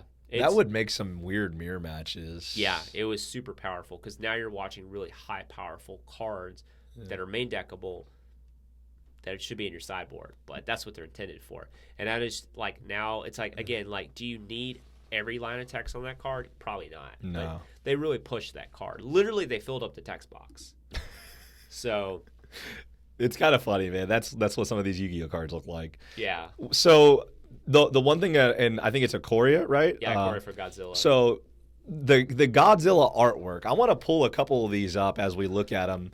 I don't know. So here we'll just go ahead and be broad here. So when I saw these cards online, oh man, I just clicked a sales link. Here we go. Well, here we go. This will work. But when I started looking at some of the artwork for some of these, oh my goodness, guys! Yeah, it's beautiful, right? Like it's actually unbelievable. I think what I'm gonna do here is for those of y'all at home that might be watching this. Let me see if I can go ahead and show you guys a little bit of this real quick. But yeah, what did you think of this new artwork, man? I loved it. So I'll give you a little quick backstory about Godzilla. So my dad, growing up, used to watch what was called The Big Show when he was like younger. It basically was all the old classic monster movies. Okay. And so he told me about this as I got older. And I remember when I was 3. Now, this is weird. I remember this. I was in a Salvation Army, and I bought my parents bought me this giant 3-foot rubber Godzilla that was like $2. He's like 3 feet tall. Okay. He's like rubber and plastic. I think he's plastic. Yeah, he's plastic. By the way, I still have it to this day. That sucker has survived Roman candles, M80s, bottle rockets, you name it. He has taken down like every toy I've ever had. He's the man. And I grew up loving Godzilla. Even though the movies were campy, I really just enjoyed Godzilla. So for me, seeing this in my favorite game of all time, Magic, but seeing like my childhood like come to life in this card game is amazing. And I love it. Like, I'm super pumped. Like, there's some really good cards in Ikoria that are just ultra powerful. But I'm not a collector of cards anymore. I don't like to collect cards. I just like to. Well, I guess you technically always collect cards, but I don't like. Oh, I gotta have a set of this. Like I gotta complete a set. This is the first time I'm like, I actually want this entire set. That's awesome. It is, and so there was one Godzilla. There was Space Godzilla Death Corona, right? So, oh no, I remember seeing this. Yeah. Yeah. So, and people thought that like when Wizards designed the set, they designed it like way before the coronavirus ever happened. And what people don't know is that if you don't really know this, like that's his actual move in the movie is he has like the Death Corona beam. So. Oh man. Oh, poor timing for all that to happen. Yeah, Space Unfortunately. Godzilla, awesome character though, but he's sweet. But yeah, like, what's really cool is the big Godzilla in the upper left-hand corner. That's the buy a box promo. So if you buy a box from your local LGS, you get one of those, dude. And the card's super sweet too. I mean, all of these, when I saw these, I was like, yo, that is one of the coolest things that I've ever seen. And I just want to do this real quick. I want to see if I can zoom into this. But if you even look at the card close enough, dude, they have jets on a Magic the Gathering. They have fighter jets. There's jets flying around Godzilla here. And they found a way to hold on, let me slide that over. There we go. Yeah, make sure you can see that. I'm trying to make sure that our viewers at home can see this. I know some of you listen on wherever you listen to your podcast. If you ever want to check out the videos, we do have clips of the entire podcast uploaded to our video channel. But like I said, this stuff just blew my mind with how they did this. I thought this was so cool. I thought it was a home run. And again, obviously Twitter, the epic battleground for breeding pool of people with negative attitudes. And they're complaining like, oh, this set's terrible. It has nothing for the, quote, competitive person. And I'm just like, well, maybe this set wasn't designed for you. Did you ever think about that? Did you ever think about that, like, not every Magic set has to be what you're trying to ladder with on Arena? Like what cards you're probably actually not physically going to buy. They wanted to do something that was really cool and awesome, unique to the flavor and the format of the set, and I think they did a great job. And Mothra's a sweet card. Like, that card's great. Honestly, I haven't read. I don't think I've read any of them, unfortunately. Yeah, and I know all these characters, so I've actually seen every movie these characters have been in. Baby Godzilla is dope. Like, the fact that you put Baby Godzilla in the card game, like, he's awesome. Hold on, where's Baby Godzilla? Have I passed it yet? Yeah, he's the little blue frog. Yeah. Oh man. And the cards that they're typically the Godzilla cards, not all of them, they're pretty good. Like, like Baby Godzilla is just a really good card, like by himself for the flavor of this set, and that's what makes him really cool. So let me see if I can zoom into Baby Godzilla there. I'm trying to. Yeah, man. Like I said, I just saw this and I was like, yo, shout out to Magic for finding a way to have this collaboration, because you know that there's a lot of loopholes that I'm sure that they had to drop through in terms of copyright and all that too. Well, so they since like I guess they produce the gaming stuff, like a lot of the board games and like because Hasbro's a big company. Yeah. People just think it's Magic the Gathering, D&D, and that's not true. They have Transformers. It's Hasbro. Yeah, it's Hasbro. So they had like I think the distribution rights to Jenga, but they don't own Jenga. Toho owns Jenga. Toho owns Godzilla. I didn't know that. So that's and I could be like misquoting like the minutia of it, but that's basically how they were able to like work this out. And they basically presented this, and they were like, "We would really love to do this, and it would be an awesome way to like pay homage to Godzilla." And what people I don't know if people realize this, but this year was obviously the 2020 Olympics. This was a huge year for Japan because the 2020 Olympics was being hosted by none other than Goku himself.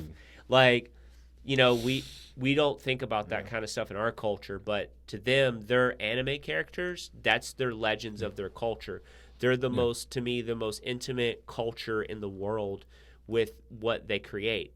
Obviously, Godzilla being one of them. This was supposed to be a huge year for Tokyo and Japan in general, because you have Godzilla, you have the return of Bleach, you have the Olympics with Goku, Naruto, Luffy, Sailor Moon. All that stuff was supposed to be going on.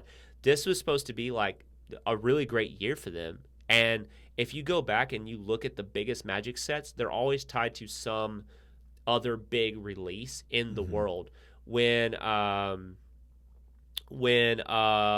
of Spark came out and they released that trailer that got 6 million views in like 2 days, and it was trending on Twitter. Yeah. And it was like the #1 trending thing on YouTube. If you haven't watched the War of the Spark trailer where they put like actual music and animation together, it was huge. Yeah. It like blew like Twitter and like YouTube up. People were like, dude, I don't even know what Magic the Gathering is, and this is sweet.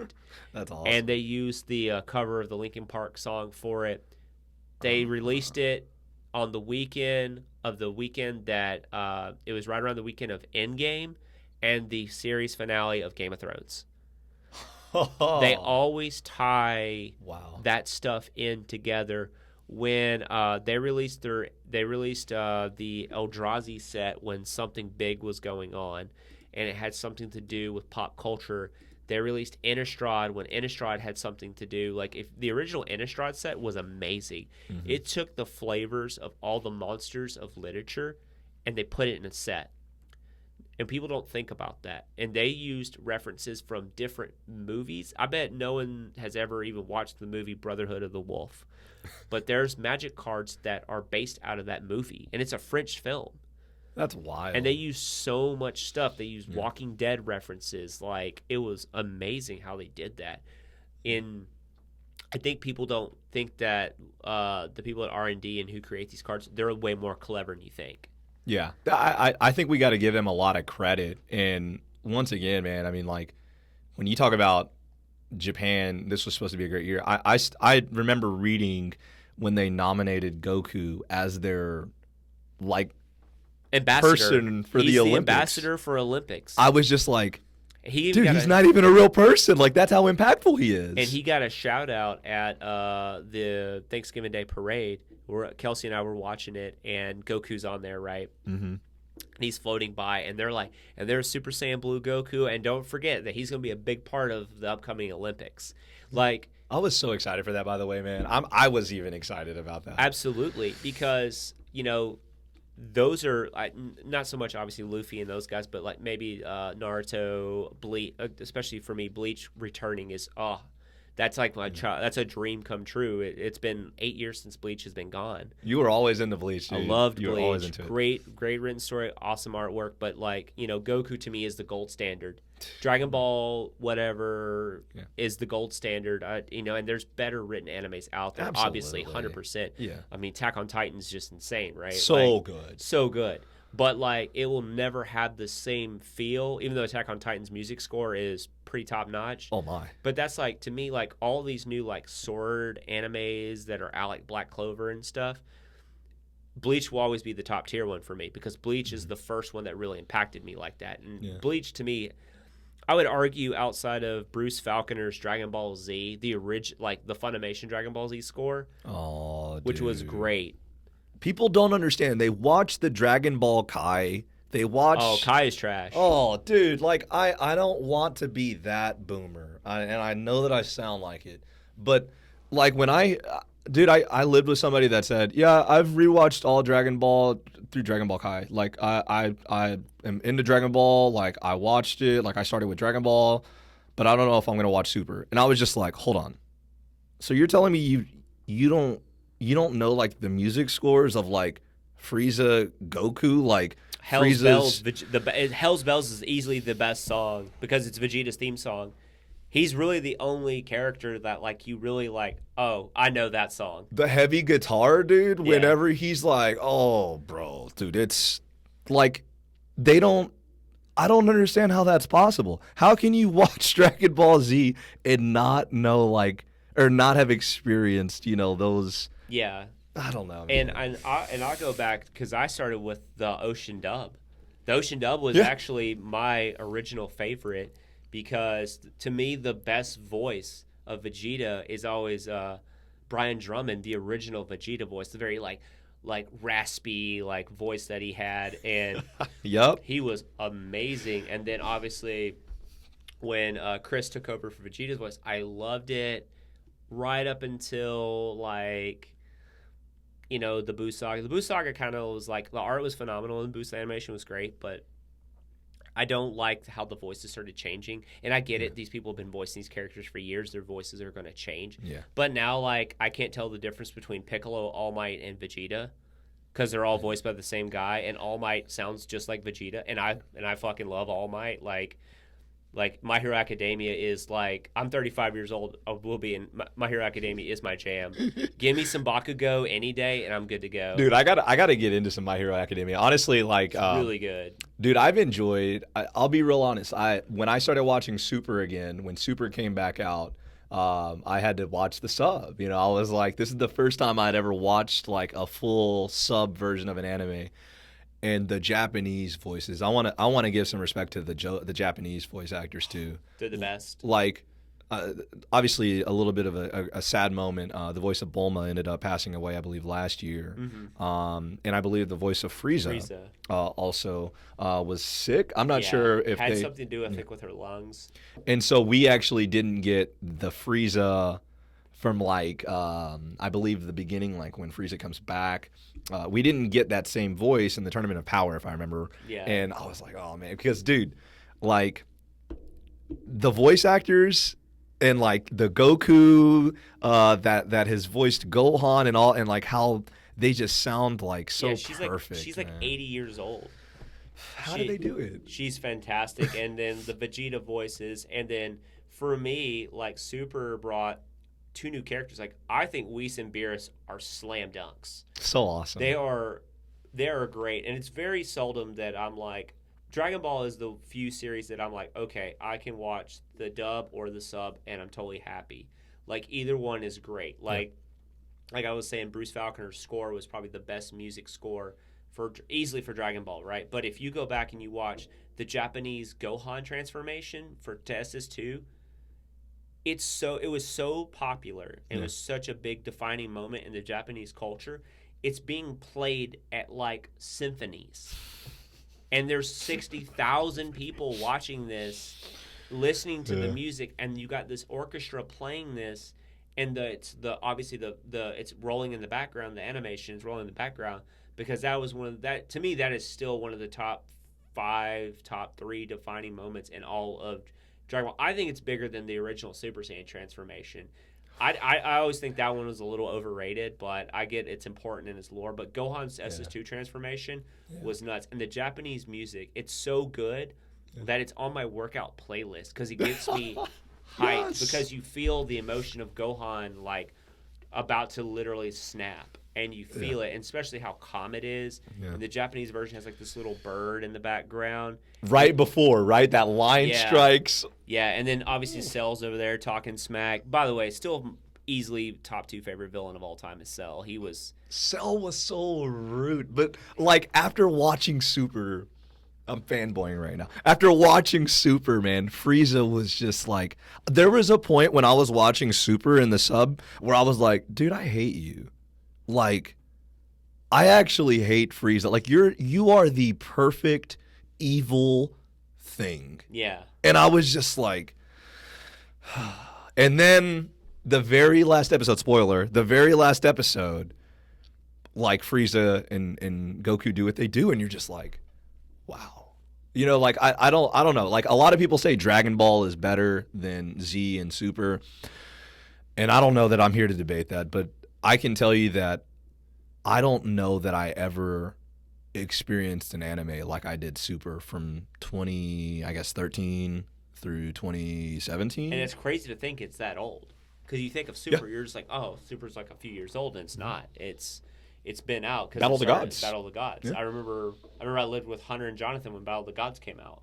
Mm-hmm. You know, when I first heard about it, and I was so hyped. Same. I mean, and then like they just found a way to make Super just, you know, there's a lot of complaints about Super in the anime and everything, and obviously the card game has exploded because of Super. Like I don't think you would see the card game as popular without the anime, but man, it's really cool. I hope that it comes back. I know Dragon Ball Super, there's a lot of rumors surrounding it, but in my opinion, when you release the biggest anime movie ever in the United States and overseas, how do you not double down on that? I mean, like, and the Broly movie's animation was literally just art, phenomenal, and the art and the animator who did the some of the scenes where it was a very smooth drawing, like when Goku first like took his jacket off to fight Broly, and it was more of that loose style. That is more close to Akira Toriyama. And normally I wouldn't be a fan of like, I like the super detailed stuff. I like my boy Yuya Takahashi, who's just like, who did like most of the Vegeta fight, and he did the Vegeta Jiren fight. He did SS God Goku versus Kel Khalifa. Yeah. Like the guy who did some of the most amazing episodes in Super. He looks like Z. He looks like a Z artist. And some of those fights, like, don't get me wrong, like that's awesome, but I also appreciate the very soft, simplistic look too. And that's, if you know anything about Z, that's exactly what Z was. Z had a very soft, loose feel to an ultra detailed, intense feel. You go back and you watch Vegeta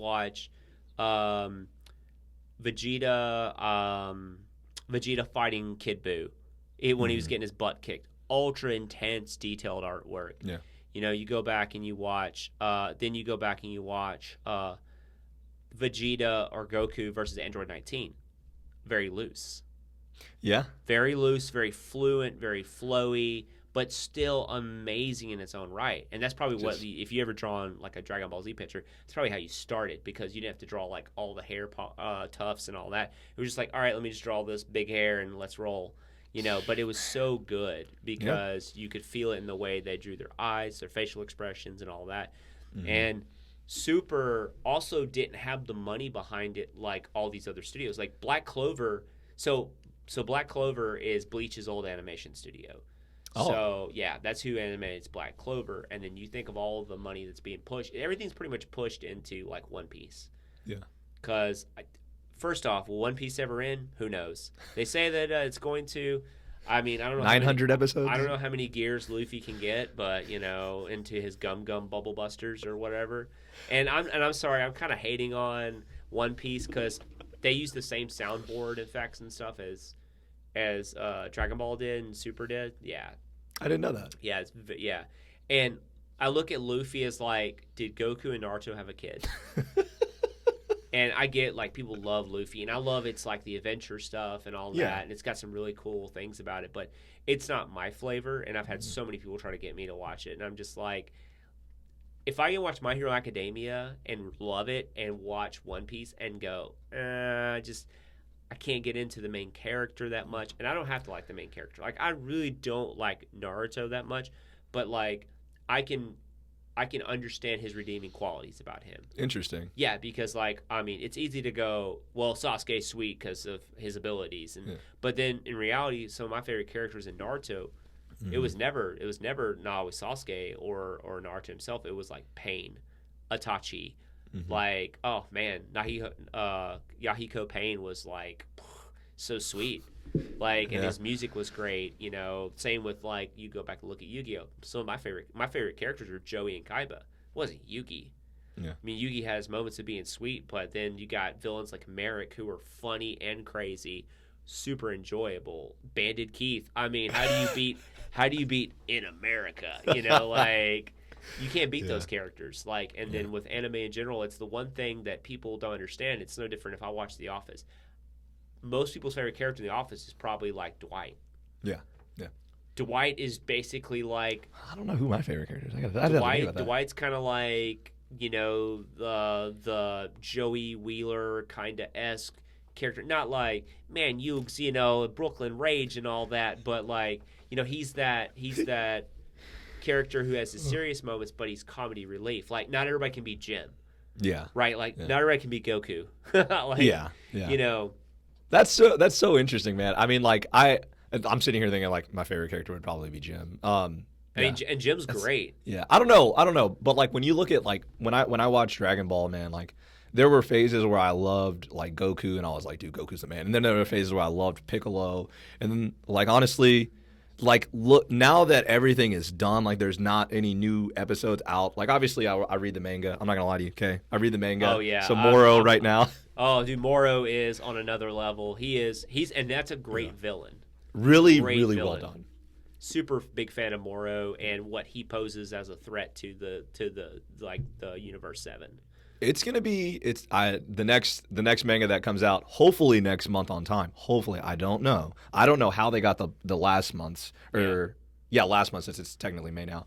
But anyways, when I was talking about Dragon Ball Z characters, like dude, I mean when I look at the entire catalog, man, like it's hard not to say Vegeta's. You know, like I just there's like very few moments in like anime where you're like, dude, I learned a lesson right there. You know what I mean? And like I hate to say it, but I think the most humility that I've ever learned in like from watching a show is watching Vegeta in the fight with Buu. And like they're fighting Kid Buu, and Vegeta is just watching Kakarot, watching Goku.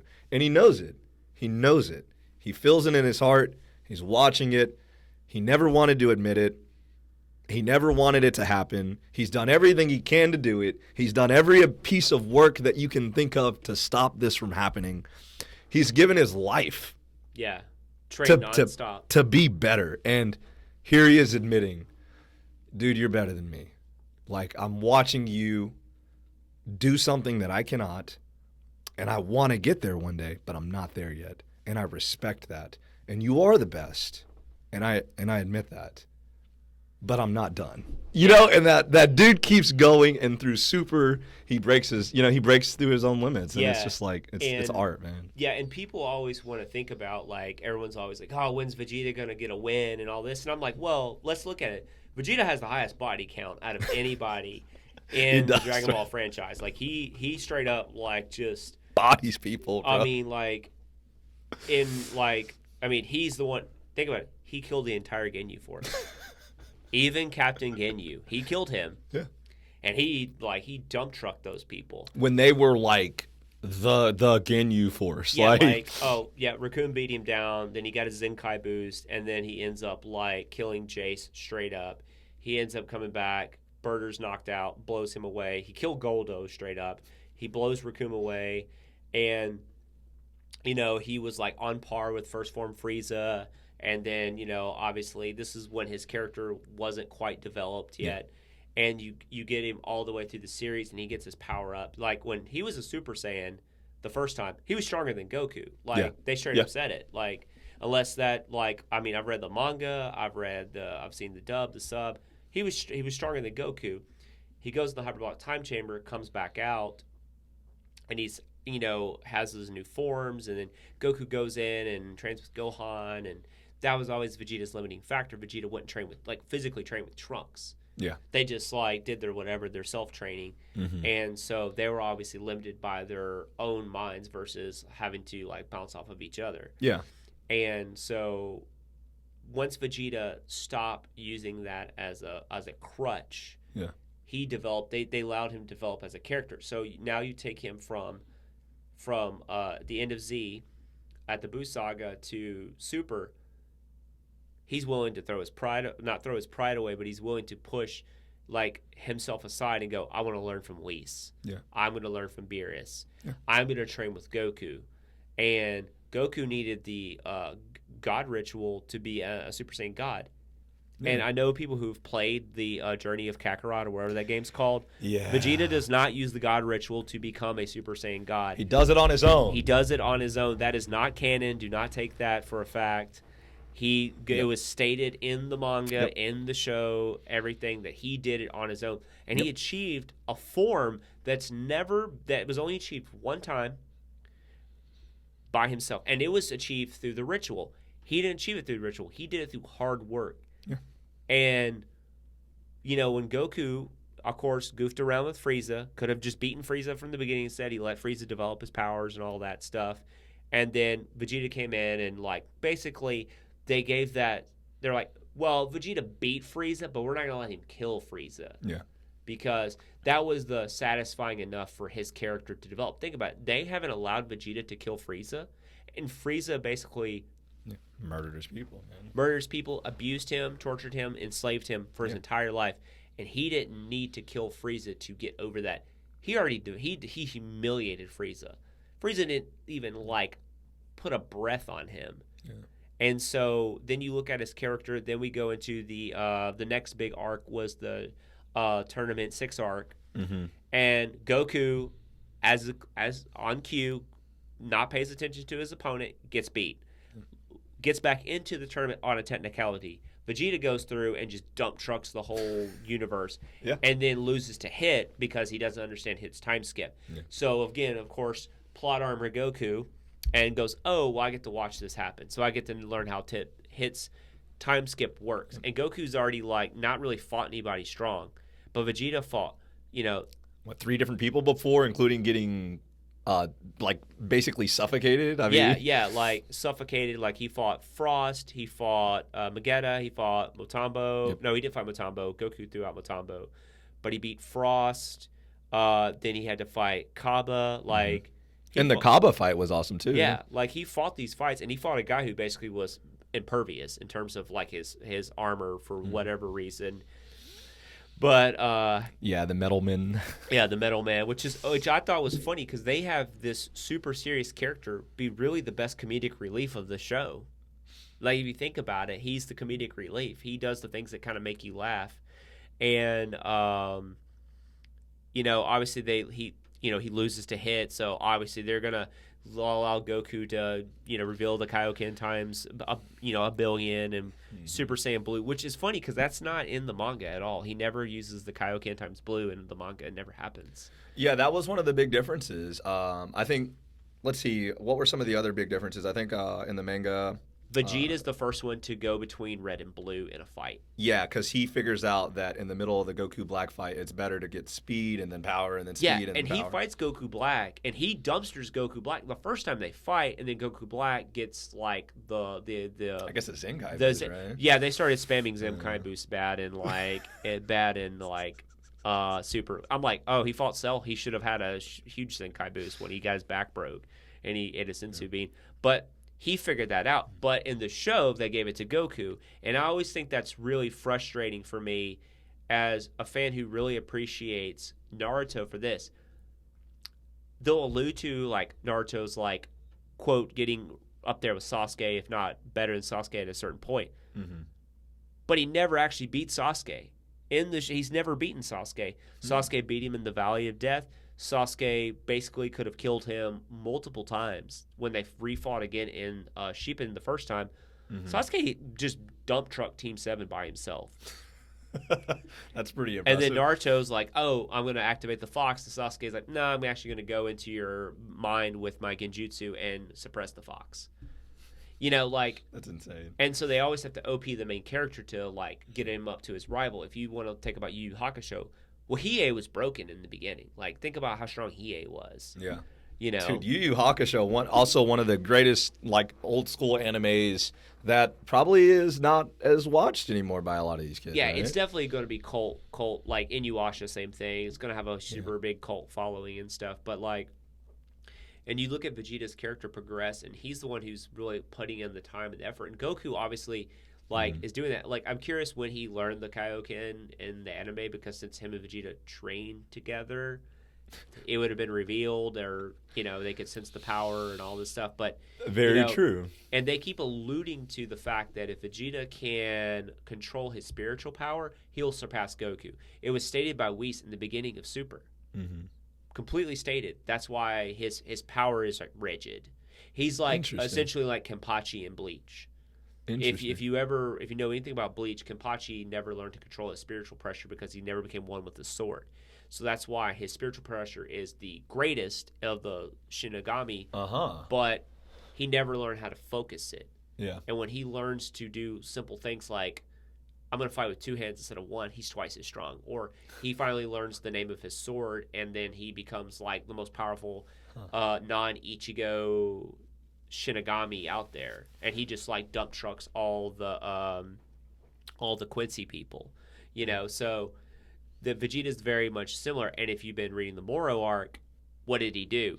He learned spiritual control, mastered it in days, when it took Goku 120 days to do. Yeah, that's what he was on. He's coming back from Namek, and he spent a long time with the Yard Rats, if I remember correctly, and that's where Vegeta is currently in the manga right now, manga. And so I don't know. I think that it's really cool for them to be able to put, like, such qualities in these characters, and for us to be able to, like, be fans of them. And, you know, I guess, you know, I'll be real honest. I don't think I'll ever watch One Piece either. But at the same time, like, I can respect the people that absolutely, you know, enjoy it just for the fact that, dude, it's like 800, 900 things, man. And that's a lot. What they really are a big part of, and they grew up with, and they, like, kind of like wrapped into that fantasy world. And that's the one thing about Dragon Ball is, like, you know, I started back watching Dragon Ball when it was on Channel 30 back in the day before school, you know, on Funimation, and people don't realize it's like 30. It's old, you know. Dragon Ball as you know, something, it's really old. But you know, we got Vegeta, and he's like, think about the times Vegeta came to the battle the second time. Goku fought Android 19 first, was obviously stronger than Android 19. Heart virus kicked in, all this other stuff. Doesn't learn, fires Kamehamehas, and he absorbs them. Vegeta comes in, just probably the biggest beatdown of all time. One of the coolest fights with the Android. He pulls the hands off. Yeah, just literally smack talks him the whole time. Like, it's like when he fought in Perfect Cell, but great he stuff. just crushes it. He always says when he comes in second, he's the one who pretty much cleans up Goku's mess. And Goku he's been getting all this. He has Ultra Instinct and all this other stuff. Remember, Ultra Instinct's supposed to be, like, unbeatable, right? And I don't think people still appreciate how powerful Jiren really was. Jiren was, like, unbelievably the most broken character ever. And not a villain. Like, I respect them so well for it. He was never like a villain. He was just an immovable object in the way that one day you knew you were going to have to find a way to get through. And everyone's like, so, like, you know, because obviously, and you got Vegeta learning, he's going to learn all these new tricks. And we haven't seen him use Blue Evolution since the Tournament of Power, which was his, like, ascended form of, you know, and he was so powerful in that form. I literally went to a power feat with my buddy of, like, how strong at Vegeta, I called it Ultra Blue, but his ascended evolution form really is. Like, he fought Jiren. He took one of Jiren's KO blasts that KO'd Berserk Kale, took it, got back up, transformed again back into Super Saiyan Blue, shot the, like, insanest final flash that made the gods scared, right? And Goku was like, oh my god, what is this? Shot that, took another red blast, Oko shot, turned into Evolution Blue, fights Jiren multiple times in that form, then dumpsters Topo. By the way, god level destruction character. Like, do you think Goku would have beaten Topo in his god form? No. Topo was legitimately number 2 in the power scale. It was Jiren, it was Topo, it was the Saiyans until they broke their limits, right, in my opinion. Yeah, and then you've got Vegeta who punches through Hakai. Like, literally goes, you know what, you're Hakai, no good. And Topo's been destroying everyone. Like, Gohan can't touch him. You know, Frieza can't infinite energy android. Yeah, Android 17 who could hurt Jiren. But apparently got super skilled, right? Yeah, like, that's a plot armor if I read. That was bad. That was awful. And I like Android 17. He's cool. But that was silly. No one will say the Dragon Ball Super's power scaling's good. No. But Vegeta, like, does this, fights Jiren, uses the final explosion on Topo to beat him, then powers back into his Evolution Blue form, gets knocked out of it again, goes back into it, and obviously fights him to the very bitter end until he gets ringed out. Yeah. Still has enough energy to get Goku's worthless ass off the ground. And that's what frustrates me the most. Goku's just over there, like, laying down on the ground like his back's broken. And Vegeta's on his own, you know? Vegeta's, like, sitting there having to fight him on his own. And I'm just like, okay. So obviously that they had to do that for Vegeta's character because he, like, still never gave up. And that's something Jiren really respected Vegeta's, like, warrior spirit. Yeah. And then, you know, I'm just like, I don't think people realize just how strong his SS Blue form really was. Because it showed that the SS Blue form didn't tax his body like Kaioken. Yeah. So that's dude, I think my favorite in that whole, like, sequence of events with Vegeta, my favorite part was Lost in the dub. They fucked it up in the dub, dude. I hate to say it like that. What's that? Jiren is like, how are you still standing? And in the sub, Vegeta's like, who knows? Like, that's all he says, you know? Oh, yeah. Like, they're in the heat of this fight. The dude has spent everything, and the guy is like, dude, I just blasted the hell out of you, and I've been punching you nonstop. How are you still standing? And all Vegeta says is, who knows? And keeps going. I was just like, oh! Yeah. And in the dub, they just say, they don't even use the same, like, questioning. Like, it was just like, oh, no. Yeah, and that's the one thing. It will never have, I don't think, the depth and complexity is, like, the true anime, like, because the way they feel for things, and it's completely different. That's why I really enjoy the manga, because the manga is slightly different. And just like when Vegeta fought Goku Black in the manga and in the anime, when he fought him the second time, I mean, like, he just dump trucked him. And I think that's, again, that shows, like, he went and trained for virtually equal to a few months in the Hyperbolic Time Chamber. Yeah. And he was already that much stronger than Goku Black. Like, he just crushed him. And Goku Black was, like, somehow, like, skipped generational power, like, after a scuffle with Goku the first time, which I thought was, I get the seriousness of Goku Black, and he was by far the best character for me in Super in a long time, because, and just the Dragon Ball series, because there was like Doom. You felt like you didn't know quite who he was at first. Nope. You're like, is it really like Zamasu and all that? And to me, that whole series gave, like, especially when Trunks went in rage form, insane. But my favorite scene in the entire Dragon Ball, like, Super sphere is when Beerus Hakai's Zamasu. He just grabs his hand. He just moves. Oh, man. The music for that, because they have they have that scary, like, God music right there, and then first off, both voice actors for Beerus are phenomenal. Same with Whis. Yeah, both are amazing. And dub and sub, awesome. But absolutely love them both. The Japanese Beerus is my favorite, but the English Zamasu, his scream was so haunting and echoing. Go back and watch that. Yeah. It is beautiful. Oh, my gosh. And then it's just like, that's when you kind of realize, okay, Beerus actually could just like, if he got Everybody. serious, he could be legitimately and just take you out of here. Like, Or could he? I don't know. Ultra Instinct, Super Oh, Saiyan. Ultra- Oh, hold on. Ultra Instinct is like, I think it's the biggest. I think it's the worst form they've ever added. I hate it. I can't stand it. It's so awful. It's such a cop out that you. Where do you go from now?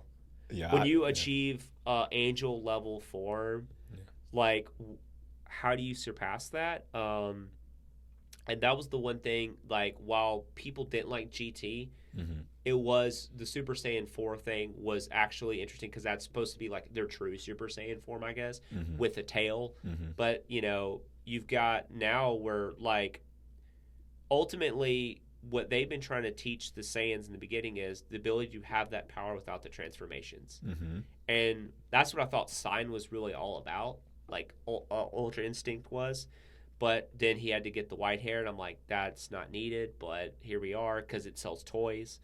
New action, new form, man. And it looks cool. Like, he obviously looks super sweet because looks that was tremendous, yeah. because that was the form that people always thought Gohan was going to get, because Gohan is the first character to ever have God training.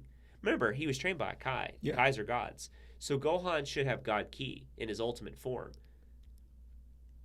But he never tried to learn how to fuse the two together. You know what's crazy? I never realized it until the Mora arc, but Kid Buu he's a god. I mean, he's got God Ki. Yeah. I didn't realize that until like it came out in like the manga. Majin Buu, yeah. Yeah, the original Majin Buu. That's why I assumed that Kid Buu had God Ki as well, because he's manifested. He's the true form of Buu, and so Buu was created and somehow obtained God level Ki, and so when they're fighting. When they're fighting Boo and Z, like they're fighting a person with God Ki, basically. Because people don't. I don't think people realize how strong Kid Buu really was. Because Kid Buu was so strong. I mean, obviously, like you look at like it's always interesting because like you've got like how strong was Kid Buu compared to the other Boos, and there's all these like. I've seen every like video on Super Boo and all that. Yeah, like I'm like, oh, it's pretty simple. Ultimate Gohan was the strongest single non-fused character in all of Z until Beerus and Whis showed up. Ultimate Gohan was it was stated by Toriyama that he was the strongest. That's why they couldn't have him fight Kid Buu, because he would just crush him, right? So he crushed Super Buu, right? And he's strong. He's way stronger than Super Saiyan 3 Goku. Like, it's not even close how strong Gohan is. Plus, Gohan doesn't have the tax energy or nothing. He's just in his form now. Yeah, it's just his form. Okay. Goku could have beaten supposedly Fat Buu. That's what he stated. Yeah, in Super Saiyan 3. In Super Saiyan 3. But Super Buu was so much stronger than Fat Majin Buu. Goku couldn't beat Super Buu, but he was fighting Kid Buu. So I don't like... It's kind of hard to place where Kid Buu was, because Kid Buu, while being the true incarnation of Buu, didn't have Super Buu or the Kais or any of their powers in him. Yeah. So I don't know where he was, and I know people are going to say, like, well, they said he's the most powerful or most destructive form. Yeah, most destructive doesn't necessarily mean power. Because remember, again, Goku couldn't fight Buuhan. He couldn't fight any of the Buu forms, like, without, like, help. Yeah. And he's sitting there just fighting Super Saiyan 3, like... Kid Buu, and taking shots from him. I mean, granted, he was getting his ass kicked for a lot of that fight with Kid Buu. I mean, it was not pretty. I mean, but I don't know, man, because I don't know. I mean, I guess the manga and the anime are just two different things too. That's the other thing to kind of talk about too. But like when I read the manga and they stated that Buu had God Ki, I was just like, so that means Oob has God Ki. Yeah. So, like, when Oob eventually, or if Oob ever, like, Oob should be, like, legit. Yeah, he's... I don't know. So, by the way, one thing I wanted to point out, too, is on Beerus' note from the Japanese voice actor, I learned this from watching somebody or listening to somebody. Beerus' voice actor in Japanese is the same voice actor of probably one of my favorite animes of all time, Cowboy Bebop, Spike. Oh, wow. Yep, there you go. Spike is the same voice as Beerus in Dragon Ball Super. Man, look, dude, we've Longest podcast we've done. I think one of the best ones we've done, if not the best. I mean, I'm obviously cover every topic you could ever imagine. Dude, I mean, this is what we wanted to eventually be. So, man, it was great being able to bring you back in. I hope everybody listening at home got a chance to, just check out the wide range of stuff that, people enjoy and just different viewpoints. And, thank you guys so much for checking us out. Thank you, Eric, for coming through and giving us some time of your day, man. I know that there's a lot of chaos going on and everybody, is going through different situations at home, but we appreciate you taking the time out of your day to, just enjoy and be entertained by us. And hopefully you come back, you check us out, you hit that follow button, you hit that subscribe button, whatever you would like to do to continue receiving more of this content. And, Eric, man, this won't be the last time. I'm 1,000% sure of it. So, I appreciate you coming through, man. Thanks for having me. I've had a great time. It's like the Joe Rogan podcast for gaming. Hey, listen, I don't know why people, watch Joe Rogan over this podcast. Yeah, I mean, come on. Just because Joe's amazing. That's about it. Yeah, Rogan's not bad. But, hey, thank you guys so much for joining us. We will catch you tomorrow. Actually, we've got back-to-back episodes this weekend. Should be on 4:30 tomorrow. My friend Jose Rodriguez will be back in, a local business owner. He owns a lot of businesses. He does a lot of construction, a lot of building and properties in the southeastern United States as well as the northeastern United States. So it'll be really fun to catch up with him and what's going on with all of this pandemic and how it's affected him and his business. But once again, thank you all so much for joining us. Until next time, thank you so much, media members. We will catch you later.